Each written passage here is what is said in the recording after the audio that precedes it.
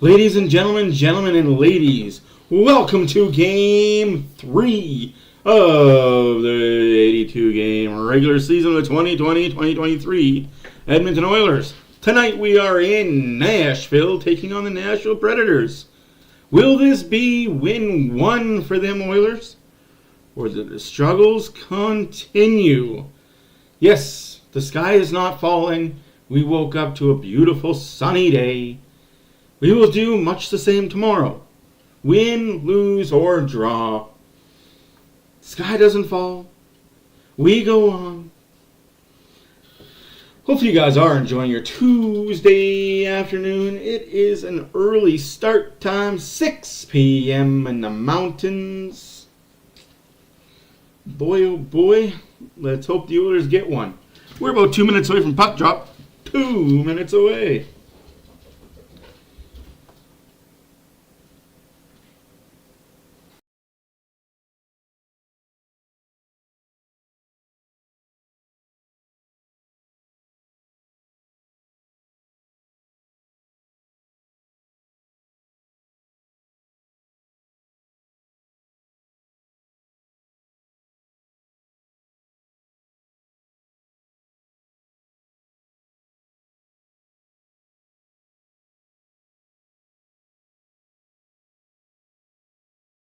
Hello, Collector. Hopefully you are doing good. Oh. Another hard-working club, the Nashville Predators, to get that done because they're working pretty hard right now. Just when you thought you were out, I pulled you back in. Edmonton, Nashville from Bridgestone. Game 3 of the regular season is on deck on Sportsnet. Oh. I don't think the fans could take any more loss, actually.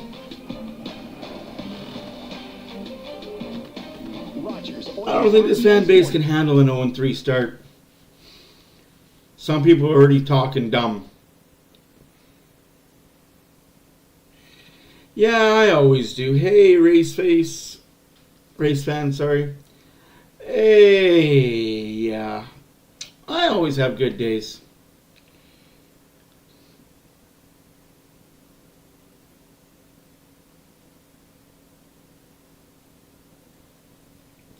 I just don't get it. I don't understand the doom and gloom and the fire this and fire that guy.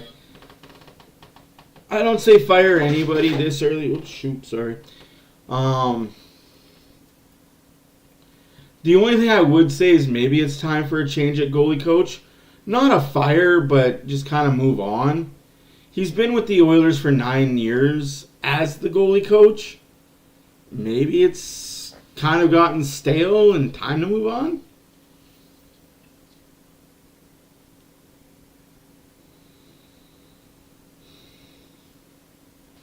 I agree, man. What Hyman and Kane said suits it perfectly. It's 2 games in. Like, you're going to lose 2 games in this season.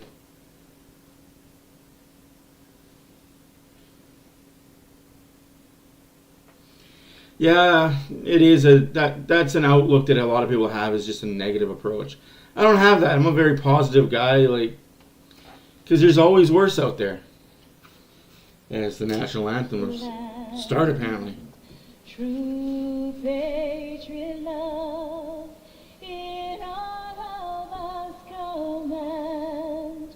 With glowing hearts we see thee rise, the true north, strong and free. From far and wide, oh Canada, we stand on guard for thee. God keep our land glorious and free. Oh Canada, we stand on guard for thee. Oh Canada, we stand on guard for thee.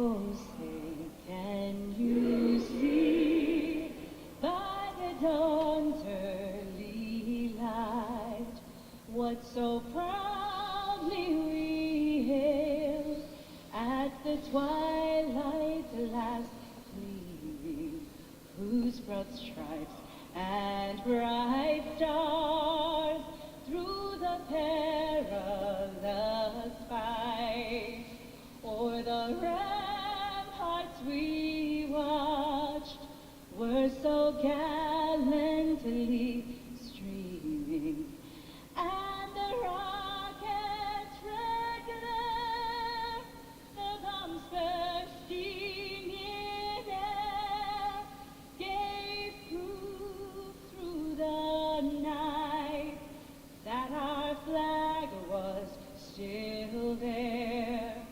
Oh, say does that star-spangled banner yet wave o'er the land of the free and the home of the brave? Let's go, folks. Let's win this one for The Edmonton. Edmonton Oilers get a first-hand look at the Nashville Predators tonight, looking for their first win of the season. Nashville 1-2, coming off a 3-2 loss in Boston on Saturday. The same night, the Oilers were beaten by Vancouver at home. Jack Campbell didn't start that game, but he starts this one. A look at his lifetime numbers, which also includes a 4-1 All right. against Nashville, his opponent tonight. And you might have heard during the U.S. anthem, they've added UC among the 17,000 plus, and that's because of that man, UC Saros, who's been UC excellent leader in Saros. games and minutes. It's not like Nashville's world beaters right now, guys. Not like they are world beaters and tearing it up and beating everybody. The Oilers, honestly, if they win this, they're right back in the thick of it. They're right back in the thick of it. In the Pacific Division in the West, it's so early to be doom and gloom. Connor McDavid, no surprise, like Leon Draisaitl, has absolutely feasted on the Predators with 26 points in his last. And face-off loss by Edmonton. But we are underway. Nashville controls in their own zone. Draisaitl on the wings, Ekholm and Bouchard defensively. O'Reilly forced into the back. Oh, what a That's swung aside by struggle. Campbell and chipped ahead for Connor McDavid. He and Draisaitl hit the Nashville line, but that's all. Swiftly, O'Reilly advances through to Forsberg, and it's eventually settled by McDavid himself. You mentioned the starting. Ekholm to Bouchard. Bouchard At Scotiabank, tries to get it to McDavid. Cut off. I mean, that's what this Nashville team's going to do. They're going to play the trap. handling the puck. Boring style of hockey. Oh, what a play by Fogs. Quickly knocked back in and retreating. Alex Fogel, doggone bone there. Predators snapped Good play by a game Nurse. slide against Edmonton. Their last meeting last December, Carey scored the OT winner. Good defensive play by Fogel there. Fogle Nurse caught flat-footed. Fogel came back and helped him out. I like that. Hopkins puts the brakes on, swings to it Fogel. low for And Fogel loses it on the ref skate. Scored 42 Yikes. seconds into Saturday's loss to Vancouver. Yeah, Despite that start, that's the I'm both happy and not happy that it's an early game. I'm not happy because I had to rush to be here, but 15 tried to sweep I'm happy because I can just sleep at an earlier time. Excuse me. Whew. Josi. My goodness. Here comes Nashville into the Oilers zone. Fabro tried to jam it down low. Broberg able to break that up. Looking to maintain and McLeod. Still no shots early in the first period. The line switched. Holloway may try and change all that. McDavid and Draisaitl up with Kane. Nugent Hopkins. Kulak keeps the puck down low, gives it to Now Holloway getting a Holloway. Connor Brown. Holloway and Brown. Back to Holloway. Holloway back to the point. Feeding the puck. And Broberg can't control. Broberg, Campbell will settle Mm. Just a little bobble right over the stick of And Broberg cannot control the puck. Okay. I don't know what you guys' thoughts on Broberg are. I'm very interested to see what the community thinks of Broberg. I'm not a fan. I'm going to be 100%. I'm not a fan, but support. And then a lead pass. somebody in the organization really wants to see what this kid can do. Ernie! No! Oh, just lift the puck, my friend. Lift the puck. Sesame Street would have been on fire. Oh, jeez. He doesn't have time to retrieve it, Louis, because Edmonton has possession. Bouchard gives it to McDavid. McDavid tried to dangle around everybody. That's not going to work in the best of days. That might have been a rare time where he'd go ahead and take the icing. For sure. Yeah, low momentum, get an offensive zone face-off, a tired group on the ice, get the matchup you want in a road building. Forsberg backhands it up the center. Kane, oh man. I was thinking if we just allow Nashville time to get Saros to stick, here's Forsberg breaking in a backhand. Saved by Campbell. That shouldn't have been a shot, but hey. Evander Kane on the move. Durst rolled one off the side of the net. Remember, Saros still does not have his stick at this point. Ryan McDonough. I agree with you. I don't know why I don't like Broberg. I guess because he doesn't play physical and he's not offensive enough. Drops it off to McDonough, and the crowd realizing that 2 minutes went by and Saros finally getting the stick. Tomasino up through center. Louis, I'm not sure I've seen a longer span of time develop without that goalie get the stick. Goalie didn't have a stick and was no shots on net. Like that's our biggest problem is the Oilers don't, like, aside from one game, shot blocked, because that's what Nashville does best. They put 4 guys in front of the goalie. If he won't make the great save, the defense will make the great blocks. It's not a mess, Combs. Like, big save by Campbell there. It's not a mess. It's just details. Tweaking details, and that's on the players. Like, you could coach until you're blue in the face. You could draw X's and O's on a scoreboard and go do your lines, forward rush P1, P2, F1, F2. You can do all that, but it's between the ears with the forwards now. It's the details. And Campbell covers up and holds it. With 14:58 to go in a scoreless first. Long time before a whistle happened there. Some back and forth. Both teams trying to get the puck into the forecheck. Like, that's just me personally. I think that's what it is for the Oilers right now. It's very much in between the ears. Coaches have done their job. Oh, I just... Off the forecheck once again. As Ernie has that puck shoveled through by Derek Ryan and just can't wrap it around. Sprawl. Well, I would have went behind the net with it, but that's just me. So here we go. 3-0 on the shots for Nashville. 14:58 left in the first period. Woo. Face-off won by Nashville, but chipped out to center ice. And that's a hand pass, even though it went off his body. Was not a pass. That's just a dumbass whistle. Show your sports IQ. No, you don't want Marc-Andre Fleury right now. Visit sportselect.com. 100% legal. Talked about the line changes. The goaltending is fine, guys. Like, the goaltending is fine. It's not the problem. I think he wants to have that dominant line that puts the opposition on edge right from the get-go. Draisaitl and McDavid together. Everybody takes. I don't know if you guys are aware of this, but the Oilers are under a new defensive system that is new to everybody in the system starting this year. This is a system they've never run. They're running the 1-3-1 or the 1-1-3, depending on what you want to call it.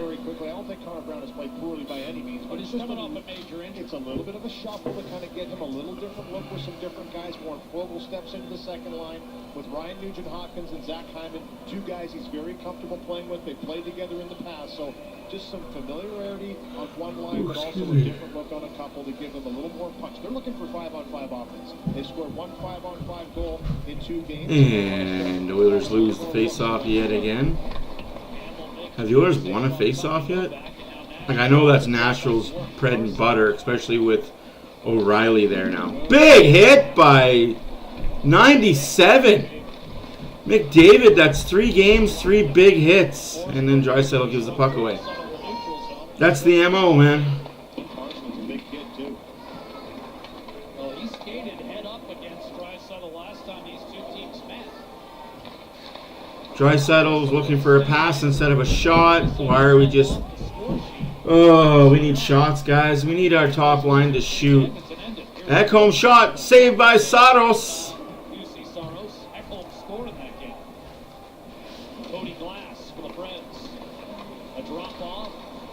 Draisaitl back checking, gets the puck. Draisaitl, Kane, and McDavid. McDavid! Again, just we're not aggressive enough for me and my liking, but it comes with time. Saved by Campbell. That shouldn't even been in front of the fucking net. Just poke that puck right through the blue paint and a quick chance for the Predators. Aggressive team on the forecheck. They've been chipping in charge and want to get pucks in behind and establish that possession in the offensive zone. Fogle hits somebody. Good job there. Fogle gets the puck back. Power play coming up for the Oilers. Guy hit the wrong guy. Can't do that, my friend. Cannot do that. Power play Oilers. The daunted Oiler power play. They haven't done nothing all year to be called daunted. I'm sorry, but...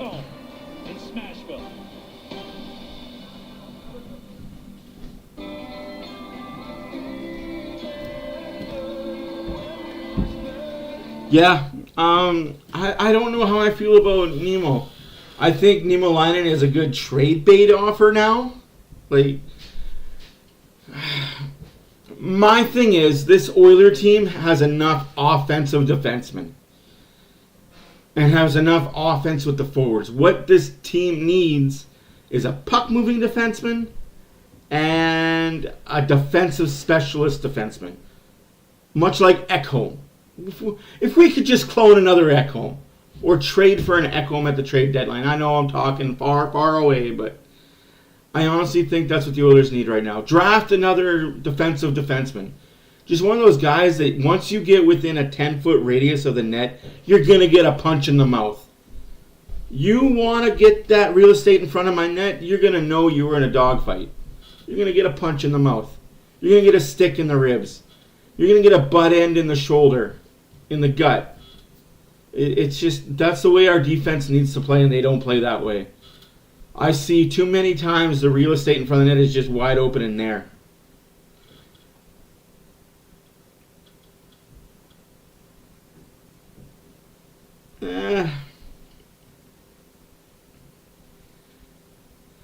Like, I've said this for a while. Why don't we put Nurse at forward? Push him up to forward. Louis, myself, and the build-up from Matthias. Yay! Ekholm, standing ovation. Of the Nashville Predators and the fans, I think the visuals speak even better than I could in regards to the reaction and having Matthias Ekholm back in the building and during the first TV timeout of this matchup between his former and current team. There you see Matthias. He's loving it. He said it was weird coming back, flying in, but he appreciated the opportunity to kind of have this summer to get over the trade. And Roman Josi takes the first penalty. He and his family are loving Edmonton, but you can tell that the reaction hit close to Ekholm. Nobody's sitting down here at Bridgestone Arena for that ceremony and welcome him back for that brief moment. Now he's part of the opposition, but a great gesture by the Nashville Predators to put that up there and celebrate a guy that really gave his heart and soul to this organization. He said it would be emotional, no question about it. It's going to be for him. And another face-off loss by the Oilers. Nashville's 100% on the face-off right now, folks. 100%. Shots are 4-2 for the Nashville Predators. 12:33 left to go in the first period. Hopkins gives it to Bouchard. Bouchard over to Draisaitl. Draisaitl, McDavid up to Bouchard. Bouchard shoot, no shot. McDavid down to Draisaitl and typical shot save.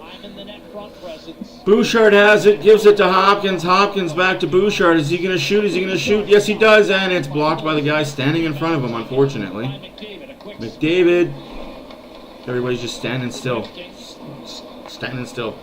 Hopkins to Bouchard. Bouchard to Draisaitl. Draisaitl to Bouchard. Bouchard to Hopkins. Hopkins down low. Scores! Leon Draisaitl! Power play goal. 127, breaking a tie with Ryan Smith and Glenn Andrews. 127 goals for Leon Draisaitl. Players out to that typical spot. One Saros here.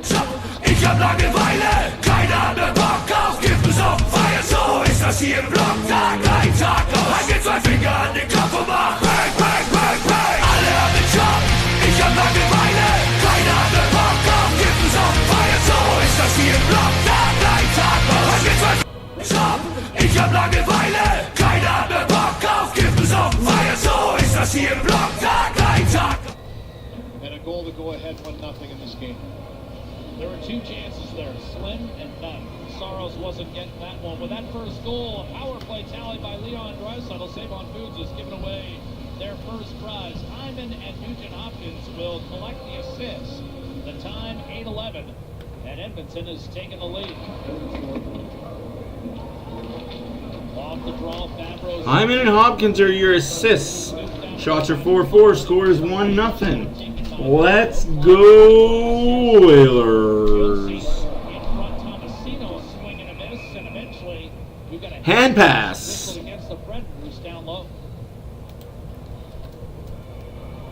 Hey Jay, how's it going? We're doing good. We're here. We're here. We're happy. McDavid gonna have a hattie. Woo-hoo. That's bold prediction. I want him to get 1. 1 point. 1 goal. There we go. Most power play goals in franchise history. Number 27. You can't hold a good guy down, as they say. So dangerous with the man advantage with that one-time release, but can also score in a lot of different ways. 3-time 50-goal scorer in this league. Not easy to do. In the last 16 years, only him and Ovechkin are the 2 players that have done that. He's got goals in all 3 games this year. His 3rd of the year. 11 minutes left to go in the first period. Oilers hold a 1-0 lead. 1-for-1 on the power play. Their last 11 against Nashville. Remember that loss last year. Oh. Here's Evangelista. Hits the trailer. Novak. Big save by Campbell. And that's a penalty coming up against Darnell Nurse. Maybe if you were paying the fuck attention, you wouldn't have another breakaway on your hands. Somebody part of this defensive crew that is 2-5-5 needs to play the fucking defense. Campbell again. That's 4 solid stops here in the first half of this first period. Forsberg dialing it up. Waiting. Drifting. Thank you. Hit by Nurse. Sherwood is there to support. Back to Forsberg. Centering pass and a lunge. Do I need to refill one bottle? What is this? Your Coke? Oh. Yes, please. And I've got 2 boxes of nugs because they were buy one get one free. Okay, cool. I didn't think you would have a problem with that. No. Get the touch, did not. Vogel with pressure. And now Novak. Now we've got a long time since that penalty was called. 2 oddities to the lengthy time between Saros having a stick and now this one. Here's Tyson Barrett gaining the line. 6-on-5, remember. Kulak able to tie him up. Like, I just don't understand. Like, I'm huge on butterfly effect, guys. Don't question it. You're an idiot that let the breakaway happen, and you're the idiot that cross-checked him. Like, ugh. There was no need for the cross-check. There's no need for that. He's defenseless. And then another chance with the goaltender pulled extra attack around the ice. Campbell's looking good early, though, folks. Campbell is looking good early.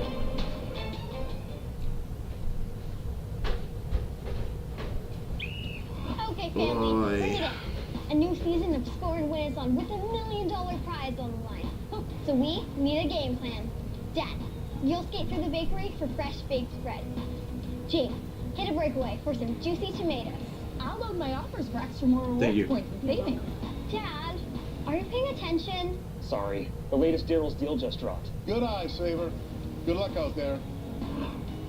Shop in store or online. I didn't. You want to see a trick? Sure. I can make anything you want appear on that TV. Superheroes. Superheroes. Well, cute animals. Cute animals. Wizards. Wizards. Did you like my trick? I saw the remote. With you, keeping the whole family entertained. Search endless content with the magical Ignite TV voice remote. Rogers, with you all the way. When it comes to power, where and when you need it, there's no such thing as second best. No shared podium for class exclusive. That's so unfortunate. Substitute for F-150. Get up to $5,500 in rebates on select 2023 F-150 models. No, like, I honestly full-heartedly believe that if the Oilers did what Winnipeg did with Byfuglin or Bufflin, depending on if you like the joke, if you take the joke, if you know the joke, if you make him a forward, I honestly believe he'd be a top 9 forward on a lot of teams. Unfortunately, he's the top 2-3 defenseman in Edmonton. He could be a top 3 defenseman on any team, I'll be honest. He's a good defender. I just don't know what he is. Is he defensive? Is he offensive? Is he a tweener? Oh, he's... Another save by Campbell. Campbell looking sharp early. Good block there by Ekholm and Kulak. Stick lift there by Draisaitl, and the puck is outside the zone. Shots are 7-4 for the Nashville Predators. Time remaining, 9 minutes left to go in the first period. Score 1-0. A minute and a half left to go on the Nashville power play. I promise there are Nashville graphics when and if they score. Untouched on, Novak up top. Brown and McLeod with pressure up high. And Holm and Kulak down low. Save by Campbell. Man. Who's been looking sharp here in the first 3-6, you are the man. One of the things Andrew Burnett talked about this morning to the media was just a little out of sync on this power play. Said it's still a work in progress, new players in there, figuring things out, but he wants them to have that, a shot mentality when they have a good quality chance. Novak brings that right to the net. Good save by Campbell. Not only to save it, but to hold on. Nothing left over, but just wants to see them dig in a little bit. Get a little Yep, throw him out, ref. No, don't warn him. Thank you, Dirk. Luck. We need it. Save by Campbell.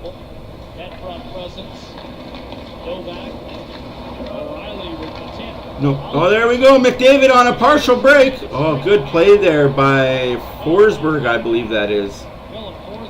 Yep, Philip Forsberg. Good play there. See, I know some players not just on the Oilers. I know Tings.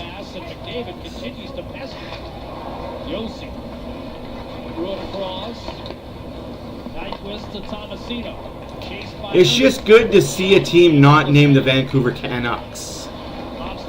And McDavid again steals it. Oh, but he can't keep hold of it. It is warm in Nashville right now. I agree. There's potential there for Nurse. Huge potential. But is he offensive? Is he defensive? He needs to figure that part out. 10 seconds left to go in the power play. 7:45 left to go in the first period. And just like that, power play over. Oilers kill the first man advantage by Nashville. Saved by Campbell. Oh my goodness, it is now a firing. Blocked by Nurse. Big block by 2-5. Hey guys, I may knock on Nurse, but when players do something good, I give them where their due is good. Unfortunately, that went off Nurse as he was going to the bench.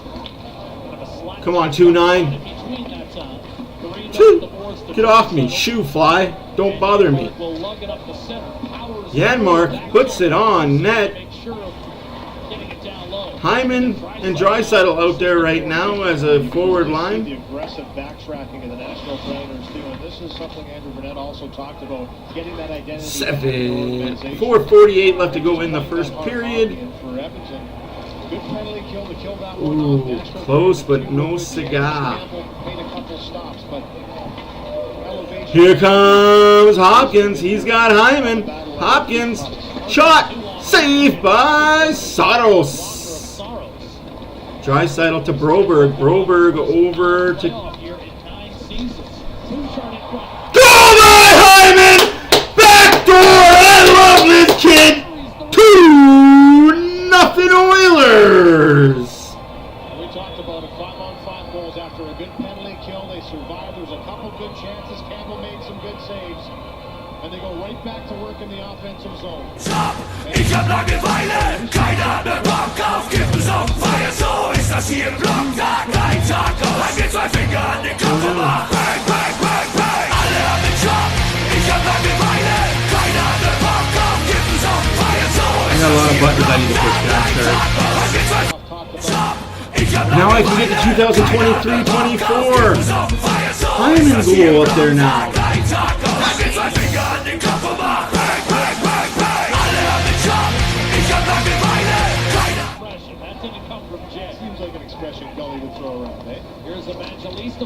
Big save by Campbell again. 6 minutes left to go in the first period. 2-0 Edmonton. Shots are 11-6 for Nashville. Oilers are 1 for 1 on the power play. Nashville is 0 for 1 on the power play. Second 5-on-5 goal that Nashville has given up this season. They've played 3 games coming in, remember? Lost on opening night to Tampa, then shut out Seattle in this building. Before the 3-2 loss at Beantown on Saturday. Sherwood getting worked over. Roman Yossi to the point. Trading the puck. Spinning on McLeod, shoveling out in front. That caught a leg. And it's thrown up to Connor Brown. Connor Brown on his horse. Oilers haven't dropped 3 in a row at the start of the year since McDavid's rookie season. McDavid pulls it out of the pile over to Ekholm. Echo shot save. Way out to challenge, and those are the chants of juice reverberating around Bridgestone Arena. Bad road to Evangelista. I'm thinking there might be a few fans in here that wouldn't mind seeing him score, but not right now down 2-0. But obviously, a lot of fans here still in Nashville cheering for Ekholm, but not this situation. Hopkins 2-point night. Hyman 2-point night. Not too shabby for a first period that has 4:43 left in it. Time out for the commercial. I don't understand the hate for Holland wanting fired either. I'm not a fan of firing GMs just to fire a GM. Like, sure, we want success in the playoffs. I get it. Every team wants success in the playoffs. And it's what have you done for me lately type of league that we're in. But let's be honest, guys. Holland has done the yeoman's work of making this team a competitive cup contender, as the media wants to say, every year. And I'm with that.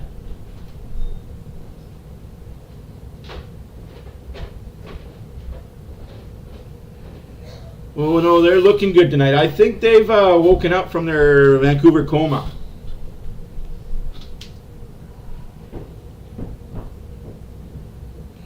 Stop listening to the idiots. Yeah, Holland's going to retire at the end of the year. And every team besides the Leafs. I mean, I feel bad for the Leafs. Yes, they are 2-1, but they've had to score every empty net goal to make those 2-1 wins count. They lost last night to Chicago. I don't know if you were paying attention. That was a good game last night, Chicago-Toronto. Unfortunately, Bedard, no points, and Matthews, no goals. Hey, Princess. Dad, do you want a Dean West? Do I want what, sorry? A Dean West. A what? A Dean West. A Danish? No, a Dean West. A Dane-wish? Yeah. She picked Okay, out. yes. Can I have a Danish, please? Do you want apple or cherry, Daddy? Can I get a cherry Danish? Yeah. Thank you. My dad So Hyman with a goal and an assist. Sorry, folks. Nugent Hopkins has assisted on both. Sometimes being a full-time dad is He's the new full-time leader just power play just goal. that. Just I can't control it. In case you're rude enough to be joining us this late, we expected you for puck drop, but that's okay. And I think that's what separates me from a lot of streamers is I'm not scared to show my personality and my family. And that's redirected. Because my family is so important to me. Like, that's one thing you guys have to understand. My family is everything to me. The ice was both sisters who scored both Nashville goals in that aforementioned loss to Boston. Ooh, Connor McDavid gives it to Draisaitl. Draisaitl passes off the pad. That was a pass off the pad. Unfortunately, nobody was there to receive it. Clear to Forsberg. That's a good save by Saros. 4 minutes left to go. Oh, big save. Oh, Campbell kind of created his own havoc there. Now McDavid. Big save by Campbell. Campbell, you created it. Campbell, you saved it. McDavid, go to your goalie and tap him on the pad. Say, fucking thank you, sir. Stole it from McDavid, and Campbell was there. Yeah, no question about this. Little knuckler right into Campbell. Just bounces right back to him. He gets a good chance on the rebound. Good coverage by McDavid to be all the way back. Take Carson Thank you. on the second chance. Then he somehow spins and fishes that puck. The juicy kind of Danish.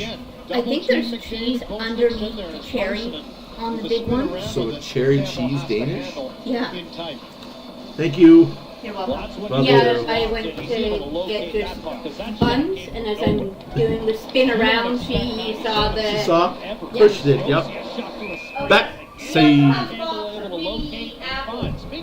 Of locating and finding. Okay. Jack, thanks very much. Downstairs, ready to tell everyone to play the largest game. We'll shoot upstairs. When you buy your Edmonton Oilers Community Foundation 50/50 ticket, you help make a better place. Tonight's raffle. Insane in the membrane. Yeah, it's going to be a busy night for Campbell tonight. But so far, he's lived up to the standard. No icing, says the ref. Hyman gives it to Hopkins. Hopkins back to the point. Broberg let it go. Kulak off the board. In front of that, Hopkins loses the puck. Yes, I get excited for the little things. Hyman with a hit on Tarasino.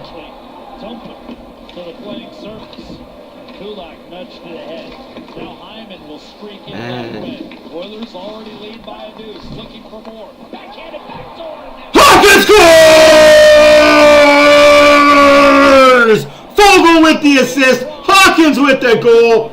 Can I get a fucking right? It's about goddamn time this team woke up. Holy shit! The Oilers definitely own Nashville.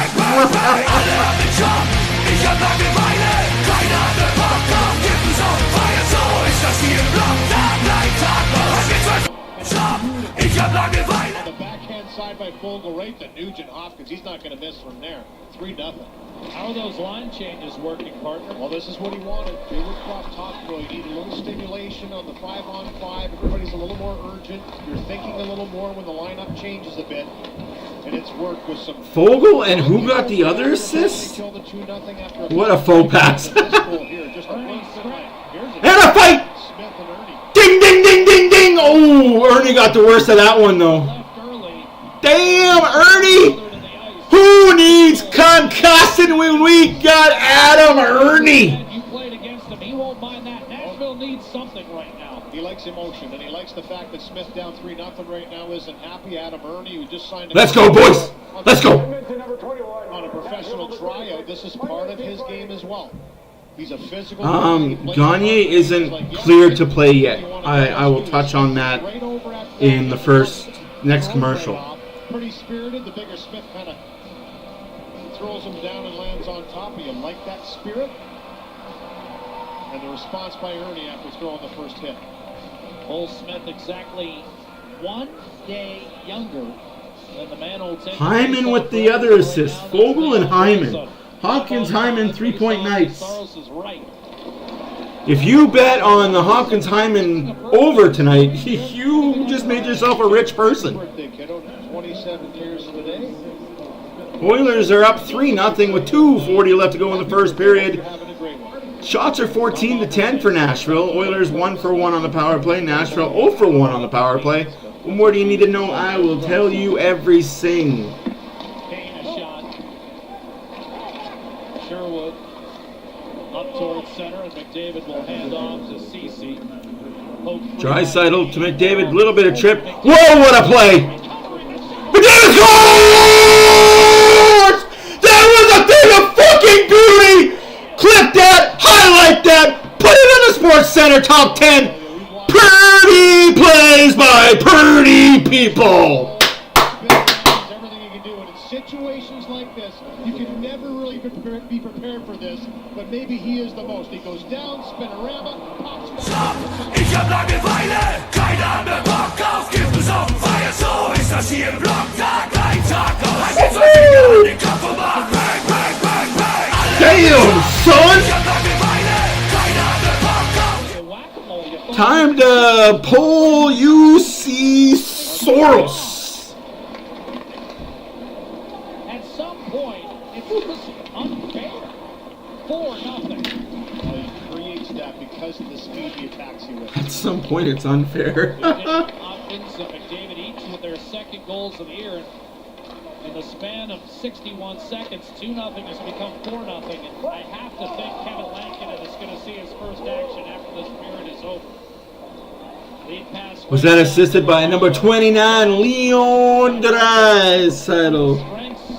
NHL has a problem, Rick. It does.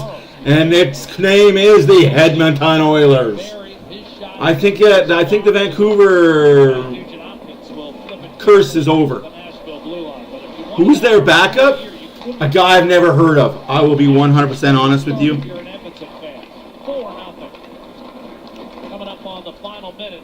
The backup goalie is Lankinen. Kerry Lankinen. I think he played for Dallas. Oh, there's a trip. No call. Don't need him. Don't need power plays. No, it's the Dallas Stars backup goalie last year. Ooh, that's a hit from behind. You call one, you got to call the other. No good? Okay. I mean, let's hope that Hyman's okay. But if you call one, call the other. 35 seconds left to go in the first period. Oilers 4, Nashville not a ting. Shots are 11-14 for Nashville. I feel bad. Let's take a look at this again. Kane gets the other assist. Right back up again, head up, and buries it. No chance for Saros. You think he's done? You think wow, what a play though. That's a sports net.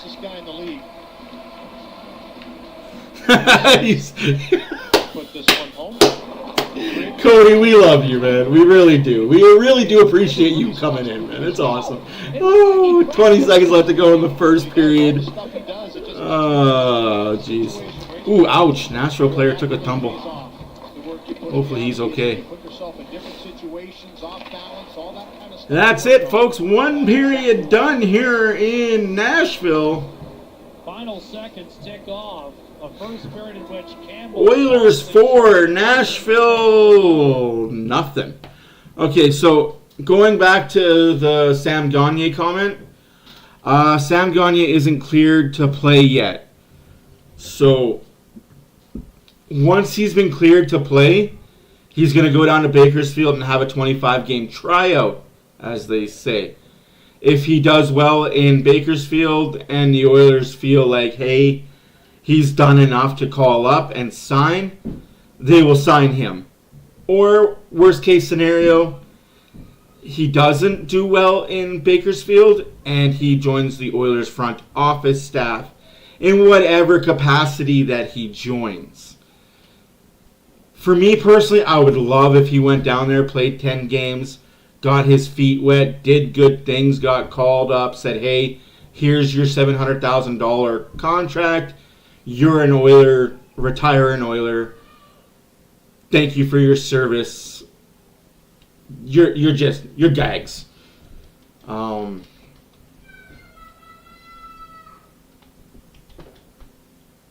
As you guys can tell, my daughter is really excited right now.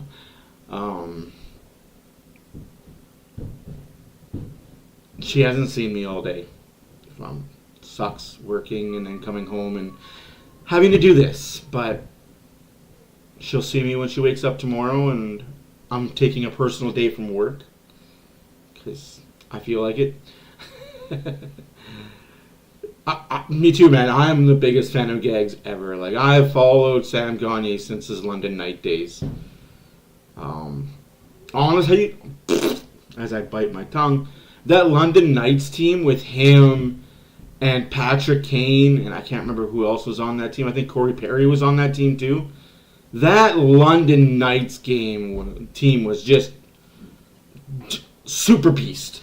Like, if you could just faunify a loaded, stacked team, that was it. That was the stacked team.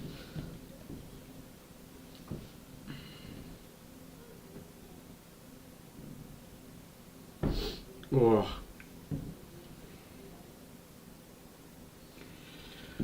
Anyways, guys, your out-of-town scoreboard brought to you by G7 Apparel, Gravity 7 Apparel, home of all your apparel needs. I'll get that out of the way. Do you like supporting local? Do you like funny little sayings on your shirts? Are you into the holidays, like Halloween, which is coming up? If you're looking for something a little more uncommon for holiday and inspirational wear, please check out G7A Gravity 7 Apparel. They make everything from school-friendly to a little more spicy, but still safe to wear.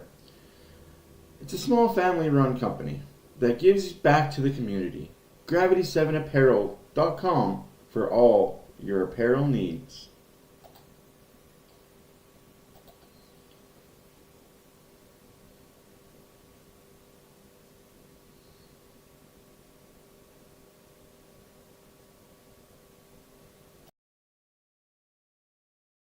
Well, folks, like I said, your out-of-town scoreboard brought to you by Gravity 7 Apparel. Holy shit, how quickly the Vancouver Canucks fall down to earth when they don't play the Oilers. Philadelphia 2, Vancouver nothing. Shots are 42-24 for Philadelphia. Looks good on them, right? Unfortunately, we can't talk too much shit. They are 2-0 against us. Wild are up on the Canadiens 4-1 after 2. The Sabres are up on the Lightning 2-0 with halfway through the second period. Also in the second period, the Islanders won, the Coyotes nothing. After 1, Kings 0, Jets 0. Still to happen, Colorado's in Seattle, Carolina's in San Jose, Dallas is in Vegas. And of course, here in Nashville, the Oilers are up 4-0 on the Nashville Predators. You're all caught up on the out-of-town scoreboard. The hoity-toities of hoity-toities. You know, yeah, that's right, Rick. The regular season starts today. What day is it today? October 17th. The regular season starts October 17th. Now, I'm going to mute you guys right quick because I'm a loud eater and I want to eat some strudel. Enjoy the first intermission.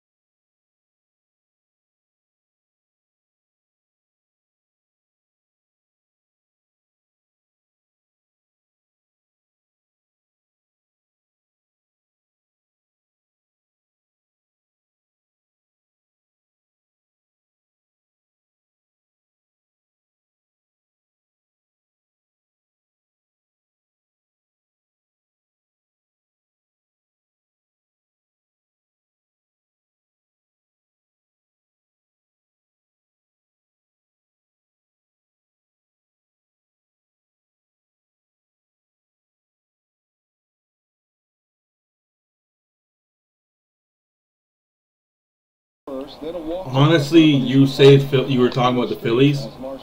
Yeah. Should stay playable for Longoria. I think it's the Phillies versus Texas this year for the World Series. However, after review, Goalie interference, no goal. And you know what? It's a 2-0 final. Right call there, Luke? Yeah, I think they got it right there, and obviously Darl's not. You can't do that. About that one. Not a great game for Vancouver. That's first loss of the year. Tortorella likes it. Gene Principe back at Bridgestone Arena. Jack. Yeah, Jay, I agree. It is a long season, and a lot of teams are using younger goalies this year. Because you want to see what the next crop is. You've seen what the old hat is. Now you want to see what the next group of goalies are. Because if you don't have a good goalie, you're going to have to go out and trade for one, right? Is the sea red? Is Johnny fun at weddings? Is kale good for your health? Is pasta best served spicy? Are medieval duels a bit much? What about fun?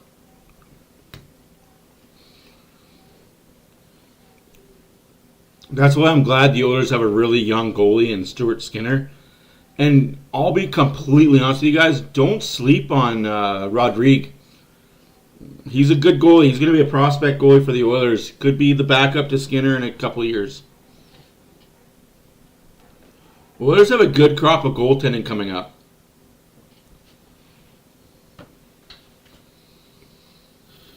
The only thing the Oilers are lacking in depth-wise is right side forwards and right side defense.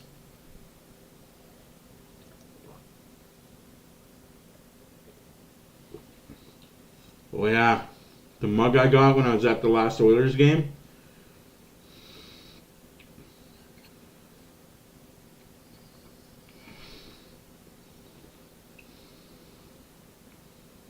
Huge.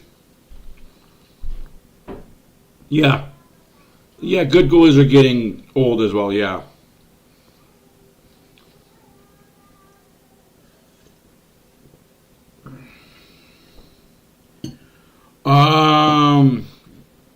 That's actually a really great question. Me personally, I got Desharnais, Hopkins, Brown, and Fogle. My wife got Kulak, Nurse, Hyman, Fogle, and two more. I can't remember. I'll actually have a video up after second intermission with all of our autographs and whatnot. Actually, true story, I got in trouble when I was at the autograph session, actually. I got scolded a little bit. We weren't supposed to ask the Oilers questions. I didn't get McDavid and I didn't get Draisaitl. I wasn't even going anywhere near those lines. There was no way I was lining up at 6 o'clock in the morning just to get an autograph by one of them. No. I went there at 5 o'clock. I lined up in the Hopkins line. Yeah, that was pretty cool. I got in trouble, and so did Desharnais. He kind of got scolded as well as I did. Because, actually here, I'll be right back.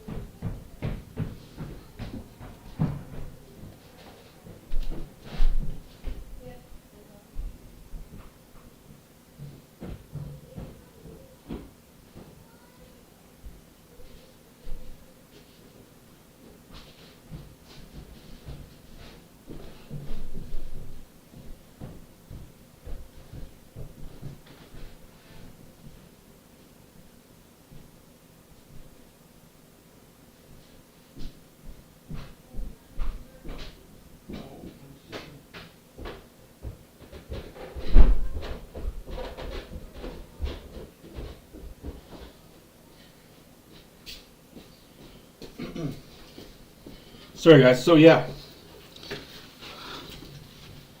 So, you were supposed to get... Sorry, Dylan Holloway was the other one.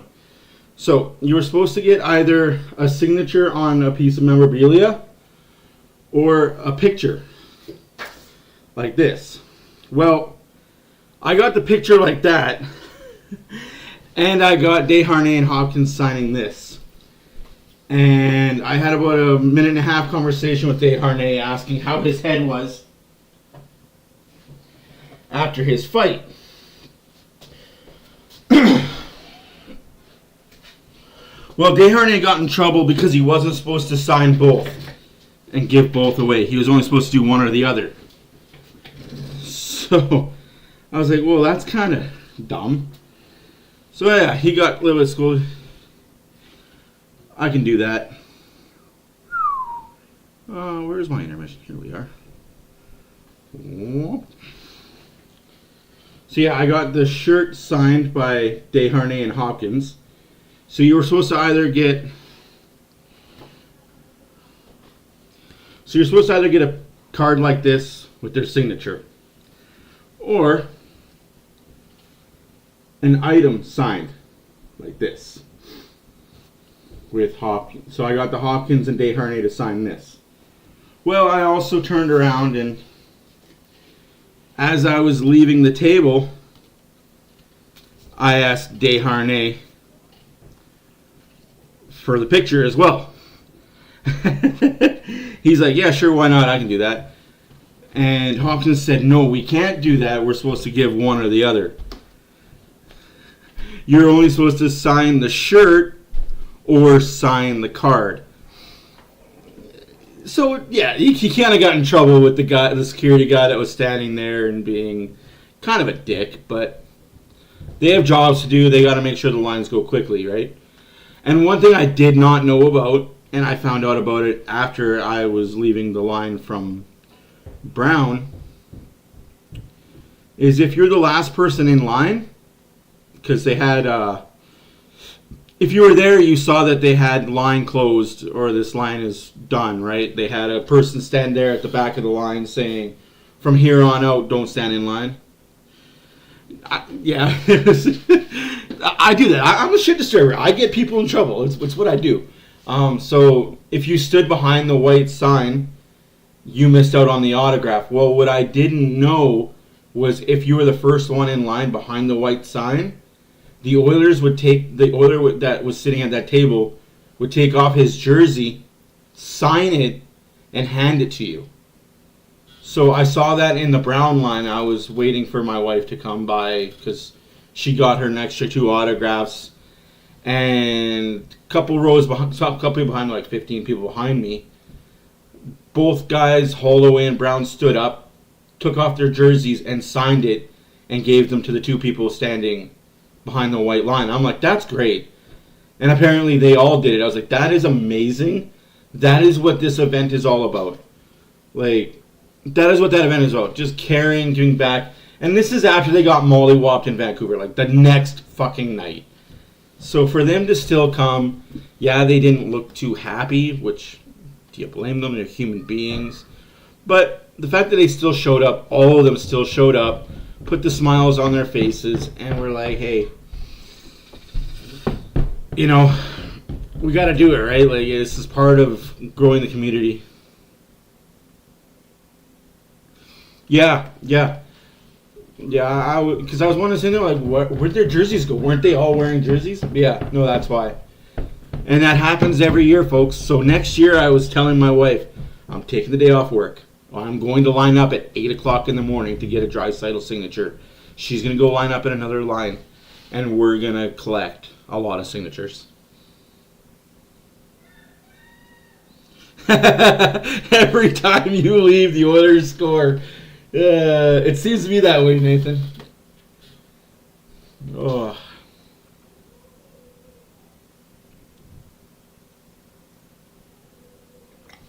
Boy, oh boy, oh boy, what a day. Unfortunately, we might be getting the S word in a couple days, so my work may be wrapping up sooner than expected. That's why you make bank in the summer when you do the job I do. You make your bank in the summer.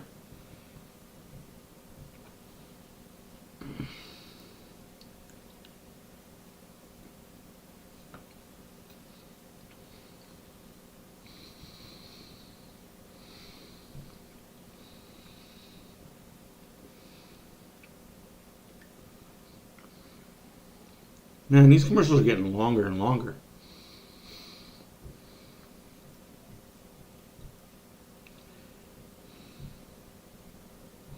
Yeah, Jay, I don't want to run up the score, but we need a better plus minus. I'm not going to lie. I'm not happy with the -7 or -8 that we have right now as a team. What is the Oilers plus minus right now, actually?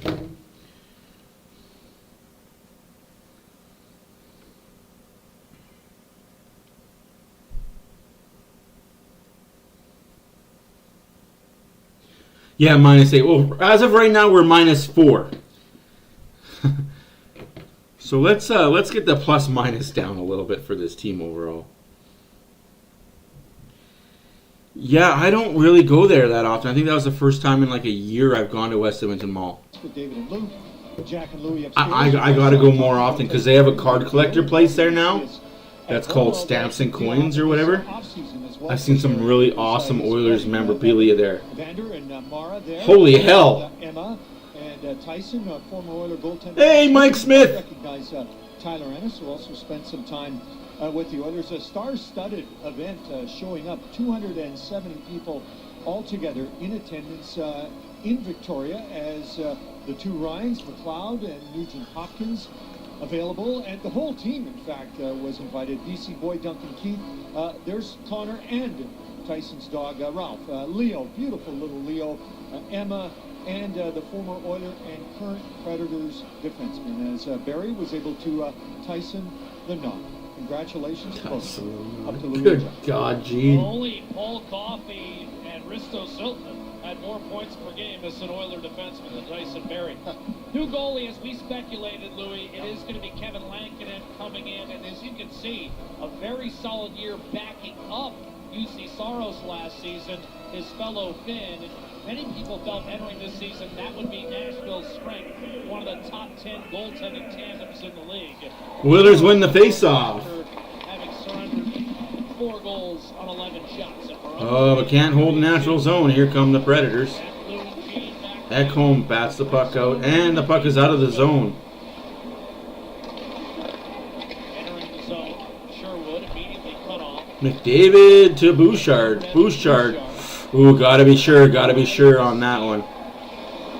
He was immediately negated by Ekholm, and then a pass by... That's an icing against the Oilers. Connor McDavid, just a magnificent goal. Jay, don't ask me that question. I'm not sure. Jay, don't ask me that question. Sorry, guys, if you're not on the Facebook side of things, I was just asked a question by one of our Facebook followers. If the Oilers could do a trade to get Barrie back, would I be happy? That's a double-edged sword for me, man. I would, but at the same time, not. If I'd be happy because as the person, as the human being, Tyson Barrie, but I just think that adds more offensive defensemen that we don't need. Saved by Campbell. Oh, geez, and in the corner goes. Had Tyson Barrie been oh, that's a penalty. So what happened at the end of the first period was okay, but that's a cross check. Let's go, refs. It's all good. It's 4-0. Can't really complain too much about the game. Yeah, I agree. I mean, Campbell, I thought held the fort the first. So yes, I would be happy and ecstatic as a human being, but because he's already a surplus what we have. Had he been a defensive defenseman that was shut down, I'd be more than happy to see Tyson Barrie come back in an Oilers jersey. Again, you get Tyson Barrie, you're going to have to trade out Bouchard, CC, Broberg. Hey, Broberg for Barrie straight up, I'm all about it. If the money made sense, I'd be all about it. But unfortunately, Tyson Barrie makes a bit too much money. And this is the Nashville trouble spot. 1 for 15 this season. They've been 23rd or worse on the power play. Nashville back on the power play. McDavid in the box for cross-checking. Interrupted by Nugent Hopkins. Another clear. And dashing down the right-hand side, Yanmark will beat his man to the puck, Ryan O'Reilly. And though he's tied up, he kills an extra 5 or 6 seconds. The puck rattled free. McLeod will kick it back into his own zone. Campbell steers. And there's a clear by Ekholm. That'll be chased down. Fogle gets to the puck first. Nashville just can't even get Yes, Bouchard is definitely looking more comfortable with Ekholm than he was with Nurse. And I like this pairing. I like the Ekholm-Bouchard pairing. It makes sense on so many levels.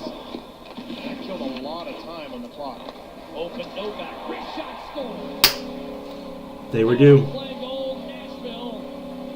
They were due. They were due. Nashville scores on the power play.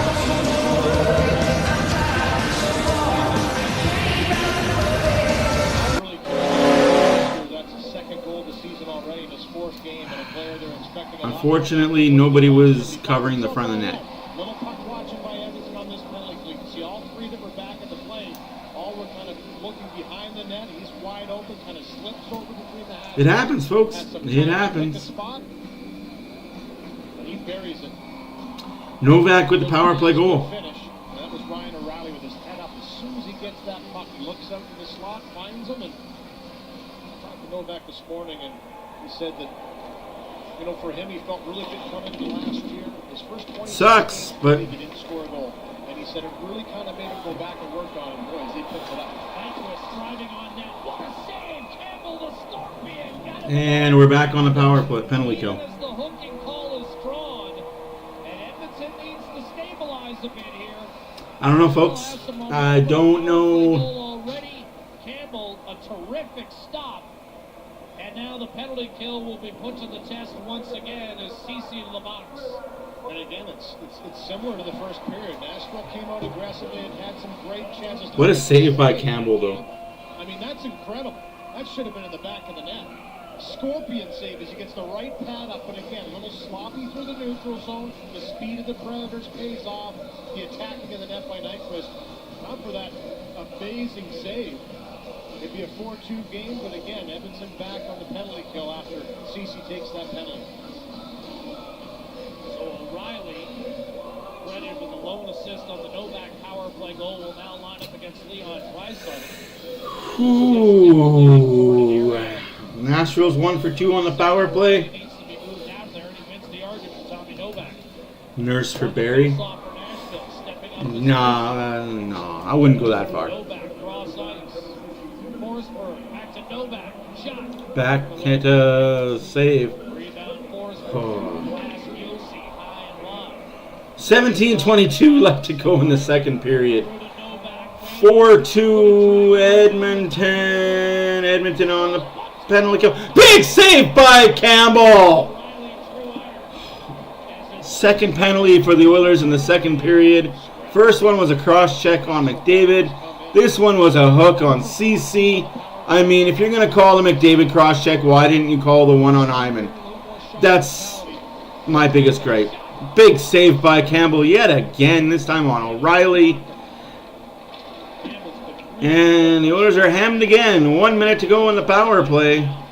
The third power play of the game for the Nashville Predators. The Oilers have had one power play.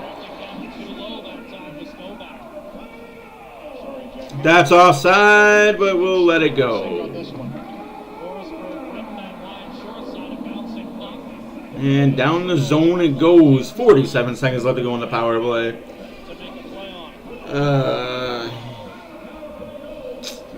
Center ice, Phil Tomasino breaking in. Backhander short side, flip the net. Parsonen, Evangelista, Barry. 30 seconds to go in the power play. 16 minutes to go in the second period. I'm not sure if Kulak realized what he had there, a potential 2-on-1. With Ernie and McDavid who finished his check, won the battle against Barry and slid it back in wide. And Barry got back just in time to disrupt the Edmonton captain enough. Parsonen. And penalty kill over. Oilers get away with that one. Edmonton returns to full strength with its 4-1 lead intact. Short side Evangelista. Again, that puck sitting above the blue paint. Dug out by Nurse, and the Oilers are away. McLeod with speed. McLeod. 18 feet high and wide. If you're going to take that shot, you need to hit that net. McLeod looking for Ernie, blocked off. Set a midair by Nyquist, and now the Preds will reset. I'm a little surprised surprised Adam Ernie, a left-handed shot down the right side, didn't open up and present a target. He did open up, present a target, but McLeod just took the shot. Like, awareness, boys, awareness, on-ice awareness at all times. That was a 1T setup. Like you're playing NHL 24, one-timer back of the net, it's in the game. Ugh. Yeah, does he want more shots from McLeod? But there with the one-timer, as you said, was there. Nice. Nova Scotia. Here we go. 2-on-2 break. Connor Brown. Fogle. Shot, save, rebound in the corner. That's a bit offside.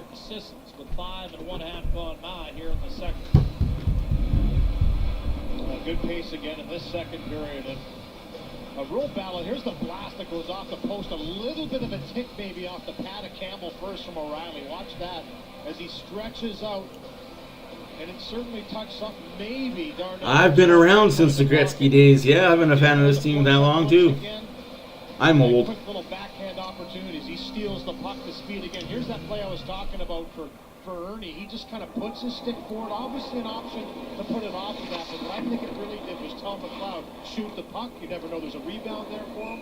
And icing against Nashville. But good speed on the transition. Whew. Second period not looking as good as the first, but hey, we can't all paint masterpieces. No interest for 1 year.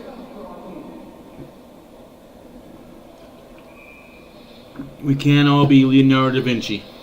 Just cleaning up that first Hyman goal. 21-13 in their shots for Nashville. 14-18 left to go in the second period. 4-1 score for the Oilers. I hope they don't think they can get complacent because they got the 3-goal lead and no longer attack. We need gas pedal, gas pedal, gas pedal. And Campbell covers. The Dark Era. Oh, I've been a fan long since before the Dark Era. I think that's why the Dark Ages, I can't say Dark Ages, but the Decade of Darkness didn't affect me as much as it did some. The success this dynamic duo has had against the Nashville Predators. Yeah, my dad's a Maple Leaf fan, my grandpa's a Maple Leaf fan, my uncle's a Detroit Red Wing fan. I was born in the 80s, so of course I'm going to cheer for the Oilers. I was born in Saskatchewan, so hey, it was either you were a fan of the Oilers or you were a fan of Toronto in the 80s growing up in Saskatchewan. I chose to be a fan of the Oilers. I think I picked the right team.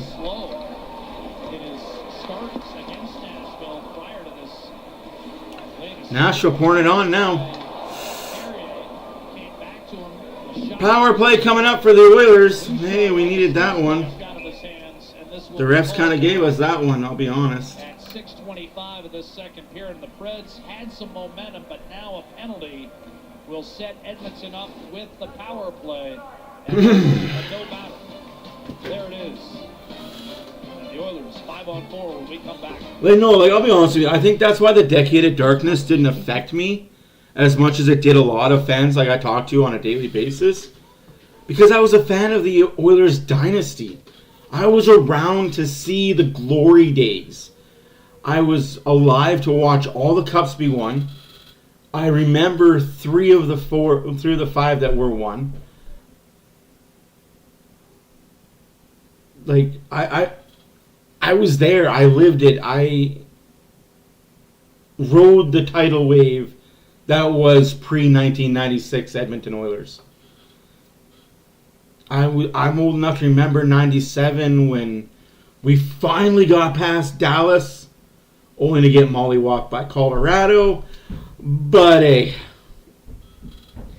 you know what? Ottawa's surprising a lot of people except for this guy. No, I'm kidding. They are actually surprising a lot of people. I have Ottawa making the playoffs. I just didn't think they were this good. And this is without Pinto and Norris. So right when Pinto and Norris get back, I think that just makes their team even better. Teams that are surprising me, though, I'm going to be honest. Calgary's surprising. They're finding ways to get points. Ooh, Hell's Kitchen on Thursday. Yeah.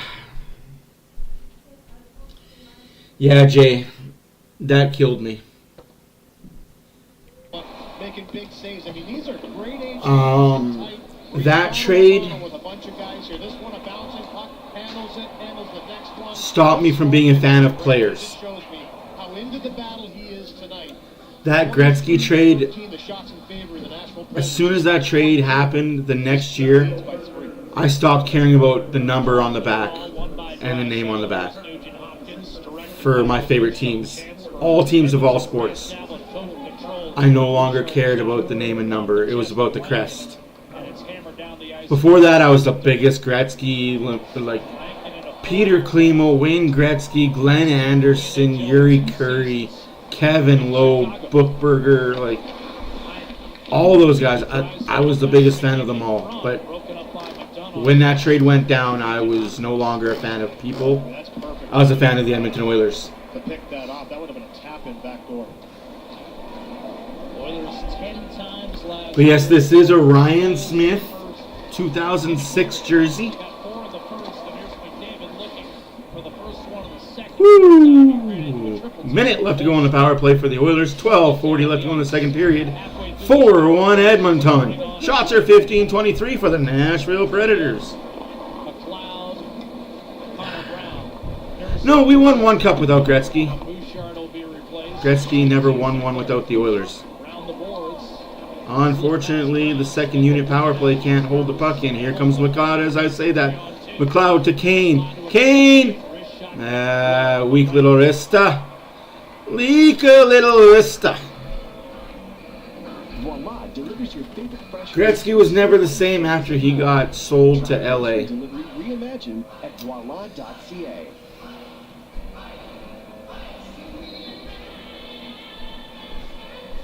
Jay Woodcroft, Yeah. coach of the Edmonton Oilers, the second best winning percentage in the league since he took over, despite the 0-2 start. Face-off win, Draisaitl. McDavid will move it over. Wrist shot, blocked right to Draisaitl, who scores. Draisaitl! Draisaitl! Draisaitl! Draisaitl! Draisaitl! Leon Draisaitl with 2 tonight on the man advantage. 5-1 Edmonton. He is the power play merchant, Draisaitl is. Gets out there after a minute, and because of this face Ich hab Langeweile, keiner andere Bock auf, gib es auf Feier, so ist das hier im Block, Tag ein, Tag aus. Dann geht 2 Finger an den Kopf und macht Bang, Bang, Bang, Bang. Alle haben den Job, ich hab Langeweile, keiner andere Bock auf, gib es auf Feier, so ist das hier im Block, Tag ein, Tag aus. Draisaitl kicks it with the skate to the stick, the patience to wait and bury it from that sharp angle. Doesn't miss many from there when he has that open of a net. Yeah, Race. He definitely did take the Kings to the Cup final. Well, here we come. Ernie tried to just bank it off of somebody. Got a lot of lucky bounces in that 8-1 win in the opener. Well, they earned it. I mean, when you work hard, you're going to get a bounce or two. The Oilers have done Draisaitl has 4 goals on the year, I believe. Mark off to Ernie. Ryan hovering in the slot. So Edmonton kind of restores control of the game, and a save Lankin. It trickles free. No one knew where it was. Sherwood managed to get it to Barry. Yeah, Race. He took the Kings to the final. Unfortunately, Montreal called Marty McSorley on a stick infraction. And we all know what happened from there. I think that was what ruined the Cup for the Kings, was Marty McSorley getting caught late in the third period with an illegal stick. By the way, I will say this. He had an illegal stick the entire game. The entire game, Marty McSorley played with an illegal stick. And Montreal waited till 5 minutes left to go in the third period to call the Kings on it. It worked. They got a power play, and they scored. They won the game, won the series. Congratulations to the Montreal Canadiens. That's my little side history for those that didn't know what happened in '93. Big save there by Campbell. Yeah, this is definitely Campbell, for sure. of it. Up 5-1, Nugent Hopkins is not going to engage in that, but Novak again showing some poise and confidence. Apparently that goal was unassisted, but I think that it was assisted by Connor McDavid. I'm going to give McDavid the preemptive assist. For Campbell, he does what he does. He takes care of the shooter and swallows that one up. Face off to his left. And one clearly by Cody Glass. So 11 minutes left to go in the second period. Score is 5-1 Edmonton. On a deflection. Clinton, the curve on his stick. Scoring play that resulted in the 5-1 lead. So Draisaitl now with a pair of power. Yes, Hall's foot was in the crease back in the day when you couldn't have your foot there. His foot was definitely in the crease. That's a no goal. That's a Buffalo Sabres Cup win if that's not counted. Clint, yeah, the curve was... So, blades now are like this. His was like bent like a hook. And it wasn't even bent by that much. It was like a millimeter, maybe I'm going to say it was like half an inch off of curve. But because you could fit a puck underneath it, that's all it needed to be, right? That was the test. If you lay it flat, can you fit a puck underneath the blade? If so, it's an illegal curve. And he used it. That's the part that really got me, was he had it the entire game. And they waited till the final minutes of the third period to call it. Like, oh, Melrose was pissed. If you don't know who Barry Melrose is, look it up. Mullet, LA Kings coach, greatest mullet of all time. If you're asking me, yeah, I got hockey knowledge out the wazoo, guys. Like, if you want to ask me anything hockey related, I can tell you a story. I've been around. I've seen a lot of things. I've done a lot of things with a lot of people that I probably shouldn't have. The statute of limitations might not be up on some of them, but... Also, in case you guys didn't know, before the 84 Stanley Cup winning team, Edmonton Oilers, nobody ever took the cup out. It was always, you just took the cup, got the picture in the locker room, just did a little thing with the cup in the locker room. The 1984 Edmonton Oilers, Wayne Gretzky to be specific, said no, let's go to center ice, let's take a picture with the cup, and then we're going to celebrate with the cup. Where did the cup go for that one night? Actually, it was more than one night, but that first night, the cup went to a strip club in Edmonton. First time the cup had ever been to a strip club. Thank you, Edmonton Oilers. It's not the last time the cup has seen the strip club, but yeah, it's the first time the cup was taken. Just some fact about the Oilers. They started tradition. The Oilers started the tradition that we see today of having the picture taken at center ice. All because Wayne Gretzky didn't know if this would be the last time that he'd ever win the cup. And he said, if it's the last time, I want to remember it. I want the picture with the cup. So, hey. Definitely was not the last time he lifted the cup. That whole 80s team was built special. Like, they all were drafted together. They all grew up together. They all, like, it was a different era. They complemented each other really well. Like, each player brought their own brand of skill and what they could do to bring the team together. Obviously, you had Gretzky with the talent and the mind of a genius. You had Messier with the brute force and bullish attitude. Glenn Anderson with the cerebral assassin type thing. Yuri Curry was the goal scorer. You put the puck on his stick, he's going to put it in the back of the net. You had the defensive stalwart and Kevin Lowe with Charlie Huddy. You had the goaltending of Grant Fuhr. That team was just special. Passionate, calming influence. He also brought one more thing with him, and it's quite obvious when you look at him. It is the beard of Matthias Ekholm, and he's kind of always carried at least some form of facial hair. This was one of the early photos. Holy crap, that's a young Ekholm. Predators after being drafted by them. But you look at the number 42, he changed that to 14 to match his number with the Swedish national team. And I think we're going to get right back to the board. We'll let our producer call the play here with Jack and Louie, and then we'll show you a photo with no hair on the 5-1. Stand by. Thank you, Gene. That is awesome. I really wish I had a Yuri Curry rookie card, man. I really do.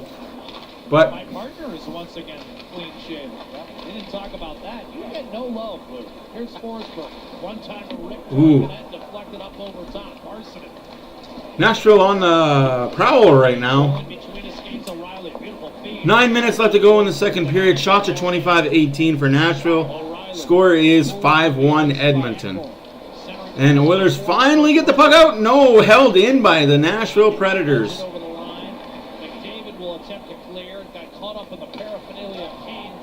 Kane gets it to Draisaitl. Draisaitl just a little dump and chase. Ship and change, as they say.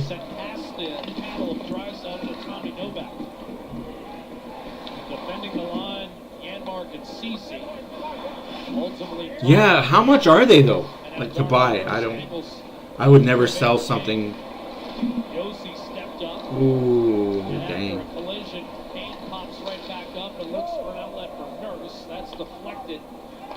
That's not icing. That was deflected by a Nashville Predator stick.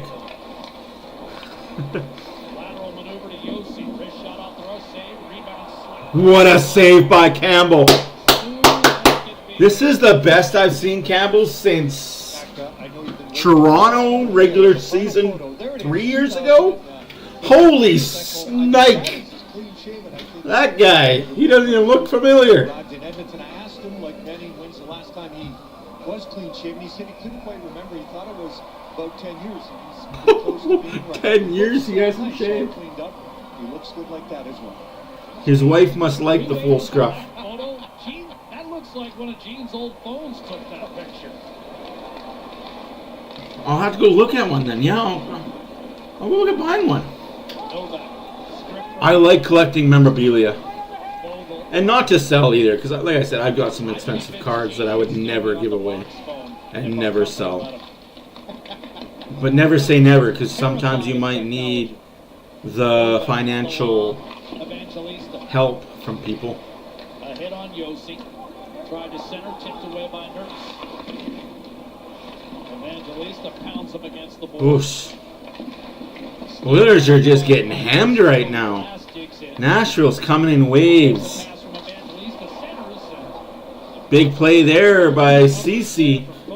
And gets it out the zone to Fogle. Down into the Predator zone it goes. 7 minutes left to go in the second period. Shots are 28-18 for Nashville. Make it 29. Damn race, that's going to be nice. A pretty price. T's and P's to him and his daughter, though. Like, that's just crazy how that all happened. He was taken too soon.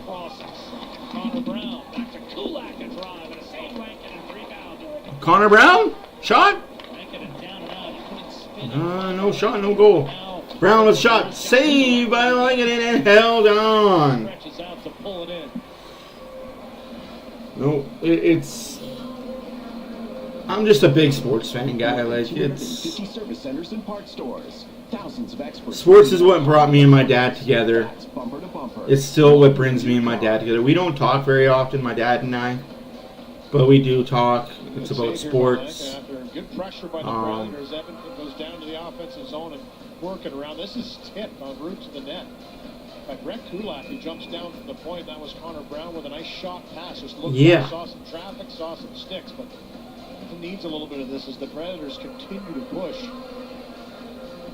and are giving Edmonton some trouble in the defensive zone. Again, face off won by the Oilers. Scramble draw. Ooh, McLeod. Holloway bobbled up on the half wall. But again, kept it alive long enough for McLeod. Yeah, man.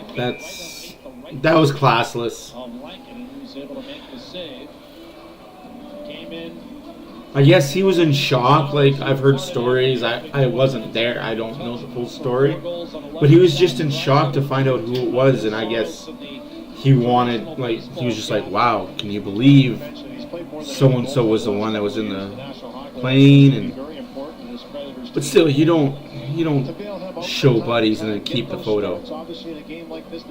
You delete that quick. You delete that right away. You take it and delete it. 1 on 8 attempts by Edmonton. Made a couple good saves in the last sequence. Well, you know me, I don't love the advanced stats, but Saros also led the league last year in and that whole goals saved.